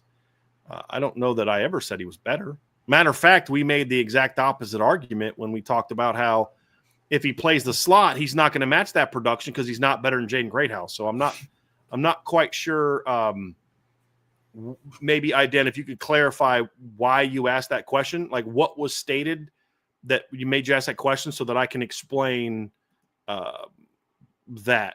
Like what did you hear that made you ask this question? Or is it just a random question that you're not responding to something? You're just curious if he is. I think knowing that would help answer the question a little bit better. But I don't think he's better than all the guys coming back from Notre Dame. I think he's the most experienced, most proven. He said he was just asking kind of out loud. So it wasn't a response. And so is he better than the guys coming back? He's more proven. That's what I'll say. He's probably faster than the guys coming back in 40 time. I don't know that he plays faster, but that's also a byproduct of how they use the slot at Wisconsin. And so, yeah, I think that kind of factors into it. It's not your bad, Aiden. I wasn't sure where the question was coming from, so it's kind of hard to answer it. If it was a response to something we said, that's going to require a different response than just a general question. So I just was getting some clarity. You're good there, man. So I think he's more proven. I think he's a little faster. He's been healthier for the most part, but like he got banged up a little bit this year, just like Jordan Faison did. But I mean, you talk about him versus Jordan Faison. I mean, he had more receiving yards in 2023 than Jordan Faison's had in his career so far. Does that mean he's better? Not necessarily. It just means he's more proven. But you could also say, and Raymond Harton just said this in the chat, he said his quarterback play stunk. And that's also a factor. Mm-hmm. So, he could be. I don't think he is. The very least, Jaden Greathouse is better than he is. I think there's a case to be made that Will Pauling could be a better player than Jordan Faison. I think that's certainly possible to argue that, especially if Jordan continues to not play football in the spring, which he shouldn't because he's a phenomenal lacrosse player. But I could see that. And sometimes I wonder if Jordan Faison might not be better off as more of a rotational guy with a niche than a full-time guy. Just my 2 cents on that one. Sure. So, yeah, it's a good question right there. Like I said, I just wanted clarity on what was behind the question so that I could better answer it. Eric O'Brien, can you explain what the dead period truly means? Is it just coaches can't communicate with players, but recruiting staff can? So a dead period, I'm just going to read this for you so you can during the dead period, coaches may not have any in-person contact with recruits and or their parents. In other words, coaches are not allowed to talk to recruits at their college campus, the athlete school, an athletic event, or even the grocery store. While the term dead period makes it seem like all recruiting stops during this time, that's actually not the case. Athletes and coaches are still allowed to communicate via phone, email, social media, and other digital communication channels. So talking with recruits never really ceases with guys that are in that oldest class thing. Now, there's periods where you can't reach out to younger players and stuff like that, but this 26 class, for example, a dead period means nothing in person. Either way, you can't come to our campus. You can come to our campus if you want to go to the bookstore, but we can't meet with you. And if we bump into you, it can't be any more than a, hey, how are you? And then you're out. Like you can't, like you get in trouble if you do anything beyond that in person. If you can't go to a high school game and of a kid that's playing in a game and have any kind of contact with them. I don't even think you can be there. I'm not as certain of, but you can have no contact in any way, shape, form, or fashion. But it doesn't mean that you can't have conversation. You can text, you can talk, and all that kind of stuff. So dead period is more about physical contact. That's why I think it's a stupid name, because it's not a dead period. There's a lot of recruiting still going on during the dead period. It's, but that's what they call it. And I think it's a very misleading name, because you think dead period, you think like nothing's happening. Well, there's a lot happening in a dead period. You just can't have in-person contact. Yeah. Interesting, right? The more you know. I am Tenzin. Favorite historical movie? There's a lot of good ones. Mine is probably Midway, especially the new Midway. I loved the new Midway. Loved the new Midway. Have you seen the new Midway? Is that why you had that reaction? My answer was going to be Midway. Okay. The new one or the old one? The new one. Yeah. I liked the old one a lot, but the new one is excellent. Just absolutely excellent. It's been a long time since I've seen Glory, but that was a really good movie with a phenomenal cast. I mean, you had Denzel, Morgan Freeman, Matthew Broderick. I mean, wasn't Jeff Daniels also in that movie? I mean, you had a tremendous cast. I'm actually going to pull that up because, I mean, there's a lot of like little side actors in that one as well. But, I mean, you had Carrie Elways and Andre Braugher. The late Andre Braugher was in that one. Man, like, goodness, Cliff DeYoung. He's a guy that's been in a lot of little side parts in different movies. Jay Sanders was in that one. There's a lot of like famous actors that were in that movie, man. Great movie. It's Gettysburg. Honestly, Trev, I don't remember having watched that movie, to be completely honest with you. Jeff Daniels was in Gettysburg. I don't remember having watched that movie. I don't think that I have. And now that I think about it, I'm like, I think I got to go back and watch that movie. I don't think I've seen Gettysburg, which is crazy because normally I've seen most of those things. But I can tell you what my least favorite historical movie was, and that was Pearl Harbor. That was pretty terrible. But trying to think of some others. I never saw Schindler's List. I did finally see Saving Private Ryan. That was really good. Is that based on a true story? It's not based on a true story, is it? But he said historical movies. I mean, technically Gladiator's a historical movie, but when I think of a historical movie, I tend to kind of go, and his examples are more about like actual historical events. Based on a true story type. Yeah. Here's one. It's kind of based off a true story of the period, and it's certain people are in it, but it's not a real person as the lead, and that's Patriot. That is a phenomenal. That's one where I count that as a historical movie, and even though Benjamin Martin is not a real person, the storyline about him as children is not a direct true story, but a lot of the events and different things like that are like the strategy of putting the militia at the front, and then like different things that was like based on like real correspondence. George Cornwallis was actually the general in charge of the British Army in the South, and there's a lot of people there's a lot of things in there that were like when the beginning when the general is running away from the battle scene, and he's in that house with his son Gabriel, and they're talking about the general running away. That's based off of something that happened, like true story kind of thing. So there's some trueness to it. Like the militia guys that he went and got, that doesn't necessarily speak to a true story, but that's a lot of like what people will say. Daniel Morgan kind of was, like if you go back and look at his role, he was saying that they were that group of militia that were like doing the hits, like the surprise guerrilla tactics. Like Daniel Morgan was one of the big ones and that brought that. So like, even though Benjamin Martin wasn't real, that's based on actual tactics that were used by the Americans, by the militia in the South during the Revolutionary War. So I view it as a historical movie, and it's a phenomenal movie, but it's not like in Midway, all the people that are the main, those are real people that like did that. The guy that sank the two carriers, he did that. He did that in the war. Dick Best sank two carriers in the Battle of the Battle of Midway. So, but that one's not, but it's still a great historical movie in my opinion. That's one that I will put in there because it's based on real events. It's even though Benjamin Martin's not a real person. So, yeah, that I put that one in there. Have you ever seen that one with Mel Gibson? Oh, wait, Trev. You said Patriot? Yeah, The Patriot with Mel Gibson. Yeah, I've seen that. Yeah, phenomenal movie.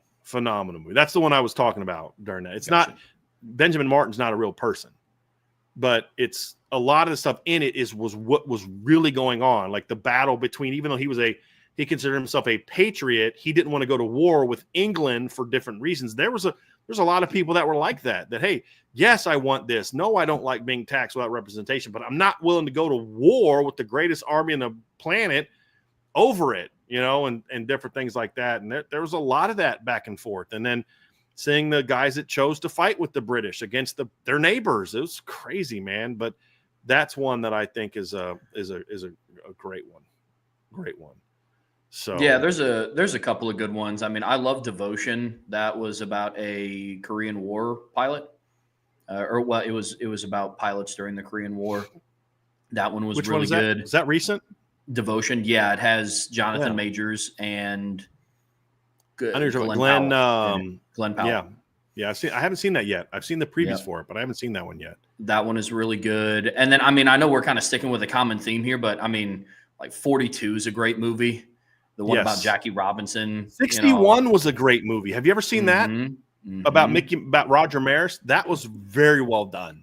Yep. That was a sports movie. That's a historical movie. It's very well done. Miracle. If we're going to talk historical sports movies, like Miracle was excellent. That's one of my favorite movies ever. Miracle was. It's a good one. Top Gun, clearly based on Star Wars. It was in a galaxy far, far away. Clearly. How do you know it wasn't real? It was a long time ago. Far, far away. How do you know it's not real? The Avengers took place in New York. Yeah. There's a lot more that wasn't real in Rudy than wasn't real in The Patriot. I'll just leave it at that. But Rudy's a phenomenal movie. Oh, yeah. Go ahead. No, Rudy's great. There's a lot of stuff that was Hollywooded up about Rudy. I mean, it's how I felt about movie. Oh, yeah. It's how I feel about The Blind Side. 99% of The Blind Side was kind of BS. And exaggerated Oh, well, I mean, the movie depicted Michael Orr as like the Sandra Bullock character taught him how to play football. And he came out in interviews and he was like, I knew how to play football. I was just poor. Like, he's like, I was in a bad situation, but I always knew how to ball. That was funny. Yeah. It's sad to see kind of them at odds with each other now and suing each other and all that kind of stuff. It does kind of suck, but still a good movie. Mm-hmm. And that's how I feel about Rudy. It's a great movie. And just because the Jersey thing didn't happen doesn't take away from the real life meaning. I mean, you know what I mean? Like, you can say you don't like him or whatever, but the fact is that guy did something that we all dream of doing. And he was more like us talent wise than he, like I was probably a better high school football player than Rudy Rudiger was, you know what I mean? Like, but he did it. And how many people, go through and do all that kind of stuff. So it's pretty cool. It's pretty cool. Last few before we got to wrap up this hour-long mailbag. Yeah. Michael Johnson, could Fields and Greathouse be a good 1-2 punch? And adding the talent at quarterback making Notre Dame a top 15 offense? Oh, gosh. Well, I'll say this, Michael. I believe that Notre Dame was already top 15 offense last year. And I think when you look at the metrics of like the different sites that evaluate efficiency, for example, the FEI last year had Notre Dame's offense ranked 9th in efficiency. I believe ESPN, I'm pulling up the ESPN one now. I think they had Notre Dame in the top 15 as well. I don't know if they had them as high as 9th, but they had them in the top 15 as well. I'm pulling that one up now. Let me oh, come on, ESPN. What are you doing to me? Here we go. Look at the football power index. Let's go to efficiencies. My computer's been acting funky today, Trev. I don't know what's going on. Notre Dame ranked 9th on offense there too. So they were 9th on offense there too. So, I mean, I think they're already top 15. The question is can they take it that next step and play like elite championship football and be like a top 5 offense? I think that's more of the question. And so the two parts of the question is, so the first one, can Fields and Greathouse be a good 1-2 punch? Absolutely. I think they can be an outstanding 1-2 punch. I think they have a shot to be one of the 6 to 7 best 1-2 punches in college football next year. They both have work to do to continue to improve. They're not there yet. Will the production be there like other top groups? I don't know. But as far as impact, they have a chance to be that. At the very least, I think they're a good 1-2 punch if they just both repeat what they did last year. But, as far you'd hope that Jaden can get targeted more. But yes, they are. Can they easily? Now, adding talent at quarterback, would that make Notre Dame a top 15 offense? So let's say top 5. Would it make them a top 5 offense? I think the quarterback play is going to have the quarterback play and the O-line playing better are the two things that are going to determine if Notre Dame can be a top 5 offense in 2025. And can they be a team that you can go out and win a championship with? That's going to be the question. If they can be that in 25. Yep. I think in 26, it's a no-brainer. I think 26, this offense is going to be special. Mm-hmm. Yes, you're going to lose Malachi. You're going to lose Jeremiah Love, but you're going to probably bring back most of your offensive line. Your quarterback's going to be in year 2. You're going to have tons of talent at receiver. A lot of those things. Yeah. And real quick, Tommy asked, did you not like Pearl Harbor because of the overplayed love angle? Yeah, it's a big part of it. I just thought it was just cheesy character building. I just thought it was just really poorly done. The fight scenes were actually like pretty cool for that time, especially. I think the fight scenes, the plane fight scenes were fine. I just thought overall it was a pretty lame movie, to be honest with you. I didn't like the character development. I mean, the one Rafe goes over, fights, and then this guy, his best friend, takes his girl because they thought he was dead. If that's not like the most tired, like, oh, gee, didn't see that one coming, thing ever, it's like, whatever, dude. And they made Josh Hartnett's character just such kind of like a wussy, until the end. And it's just like, this is so lame. Fun fact, my dad brought home a DVD copy of the movie, but it was like some director's cut type thing that cut out the love triangle. Really? But that was the first time I'd ever seen it. And so that's just how I thought the movie was. And so when I was growing up, I'd tell people about this movie. Like, dude, that movie is awful. And I'm like, what? I was like, okay, if you think so. The Doolittle raid was awesome, like depicting the how the battle at Pearl Harbor, the attack on Pearl Harbor went down. I was like, I mean, I guess if you hate it, you hate it. Like, well, the love triangle was stupid, and I was like, what are you talking about? I was like, love triangle? I was sitting there and I was like, I mean, yeah, they both love planes. I didn't think it was stupid. Like I was like, so that's what you thought. Take it. That's funny. That's really funny. Yeah, I haven't seen that. I haven't seen the part with the love triangle taken out. That's interesting. I'll try to find it for you because it's and they cut it out in spots where there wasn't just blatant stuff missing. Like that, just Rafe never even falls in love in this cut, and I was just like, okay, this is really cool. Yeah, the first time the girl gets introduced is just when she's a nurse on the island of Oahu, and I was like, oh, okay, interesting. Yeah. Very interesting. Somebody asked, what did you think of Black Hawk Down? Sad, tragic, but also a very powerful movie. Remember the Titans is a great one. That's a great that's a great historical movie. Again, not everything in there is true, but it stays pretty true to it. I'm going to say something that's going to get some people to maybe hit the unfollow button. I get that. I was not a huge fan of Braveheart. It was good, but it was a little long. And it just, the action scenes were really good. There were some really good one-liners. His speech before that one big battle when they had that was a phenomenal. But overall, the movie was just like, okay. Like, great scenes from the movie that I love watching, but I don't know that I've ever gone back and watched the movie in full again. I'll go back and watch that one big battle and some different parts, but overall, I just thought it was it's just good. It was just, I've seen better. That's going to make some people very unhappy with me. Real quick, Christopher Galloway, is Washington more of a blocking tight end? No, Christopher, I think he can block, but he is a guy that I think brings a little bit more of that movement piece to the table he did a little bit of it all at Arkansas, but he's more of a 6'4", 240 kind of guy, not so much a guy that I would say is going to be attached all the time. More of a, I mean, he's not Cooper Flanagan. I mean, he's not that. He's closer to Mitchell Evans, in my opinion, at that position than he is the other guys. That's how I would kind of put his career. But yeah, I don't know, Trev, what your thoughts are on that. I mean, I think he's a decent run blocker, but I just think his production is going to be in the pass game and the value he's going to bring in the pass game. He's definitely more of a receiving tight end when you go through and look at it. His build is more of a receiving tight end. It's more of that athletic type build, a little bit longer arms. I see him. It's kind of like a Holden Stays type, like definitely used more in the pass game. Not that he has the inability to block. Yeah, I mean, because they'd line them up attached all the time. It's when you project him to this offense, I don't think Arkansas put him in the positions where his game was best suited. That's what I think you'll see when you watch film of him. You're like, that guy should be like a movement piece. That's his skill set, is running routes, catching a ball. He's more of a get in your way blocker. Which is why I like the H position for him at Notre Dame, because he's going to be moving instead of just lining up in a 9 and trying to block people like he did at Arkansas, which is not what I think he's good at.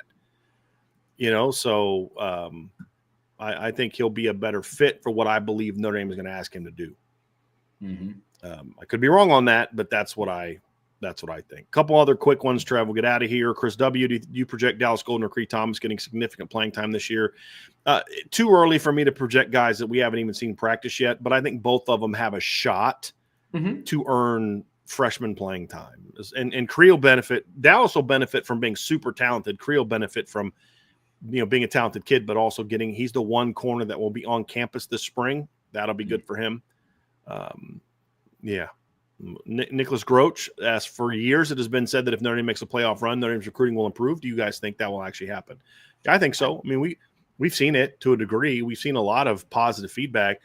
The boost has been stunted a little bit by the fact that their recruiting coordinator left. And the reason that's hurt Notre Dame a little bit more than it will in the past is because they relied on Chad to do so much of the recruiting in season because they were focused on coaching.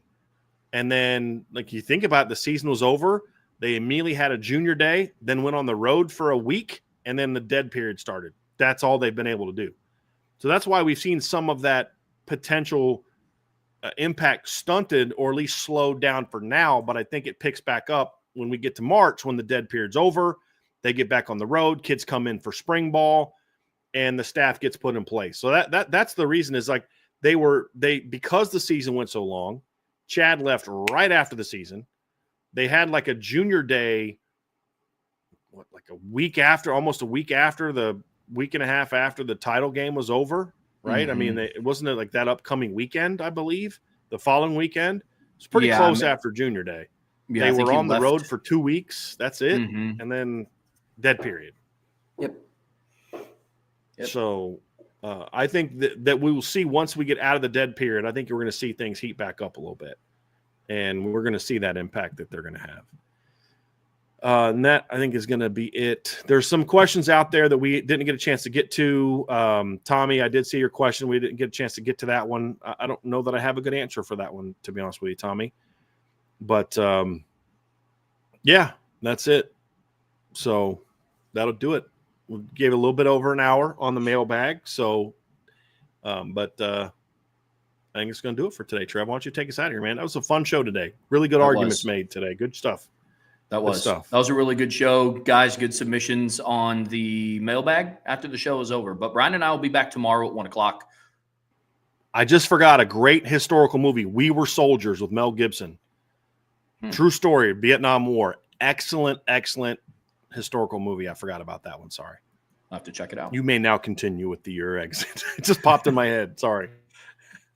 No worries. Well, listen, guys, Bryan and I will be back here at 1 o'clock. It's Wednesday, so we will have our buy, sell, hold tomorrow. But before we get there, folks, please be sure. No, go ahead. I'm going to say something before we get out of here about tomorrow's show. To hit that like button, hit that subscribe button, hit that notification bell, share this podcast with your friends and family. And the best way to support what we do here, as always, is subscribe to the premium message boards at boards.irishbreakdown.com. Bryan, what do you got? Yeah, so tomorrow's show, I'm not sure what time we're going to go. There is a press conference at 2:30 that will introduce Chris Ash, Jawan Sider. I'd like to go to that. Obviously we got to do a show because we got to make money, but I'm going to try to go to that. May not be able to. We're going to see if we can move the schedule around. So we may move the schedule around a little bit. That's why you need to make sure that you have your notifications on. That's why you also need to make sure you follow me on Twitter at CoachD178. And if you're on the message board, because when we do go live, we'll put the show on out and let you all know what time we're going to go. So just keep that in mind. We may go at a different time tomorrow because I don't want to do a mailbag that's only an hour long. And then I'd have to leave at 2 and then go. Maybe we move it up to noon. Maybe we go at 5 afterwards. We'll see. So just keep that in mind that we might have to move that around a little bit tomorrow so that I can try and get over to the press conference. That's what's tough getting to the press conference because we do shows every day and they always have these shows right in the middle of our press conferences, which is fine. I'm not mad at them for them. I'm saying it's inconvenient for us because we still got to make money. And so, we'll let you guys know. Well, until tomorrow, time TBD. That's why you have to have your notification bell hit. But until tomorrow at some point, that's Bryan. I'm Trevor. We will see you back here very soon on the Irish Breakdown Podcast.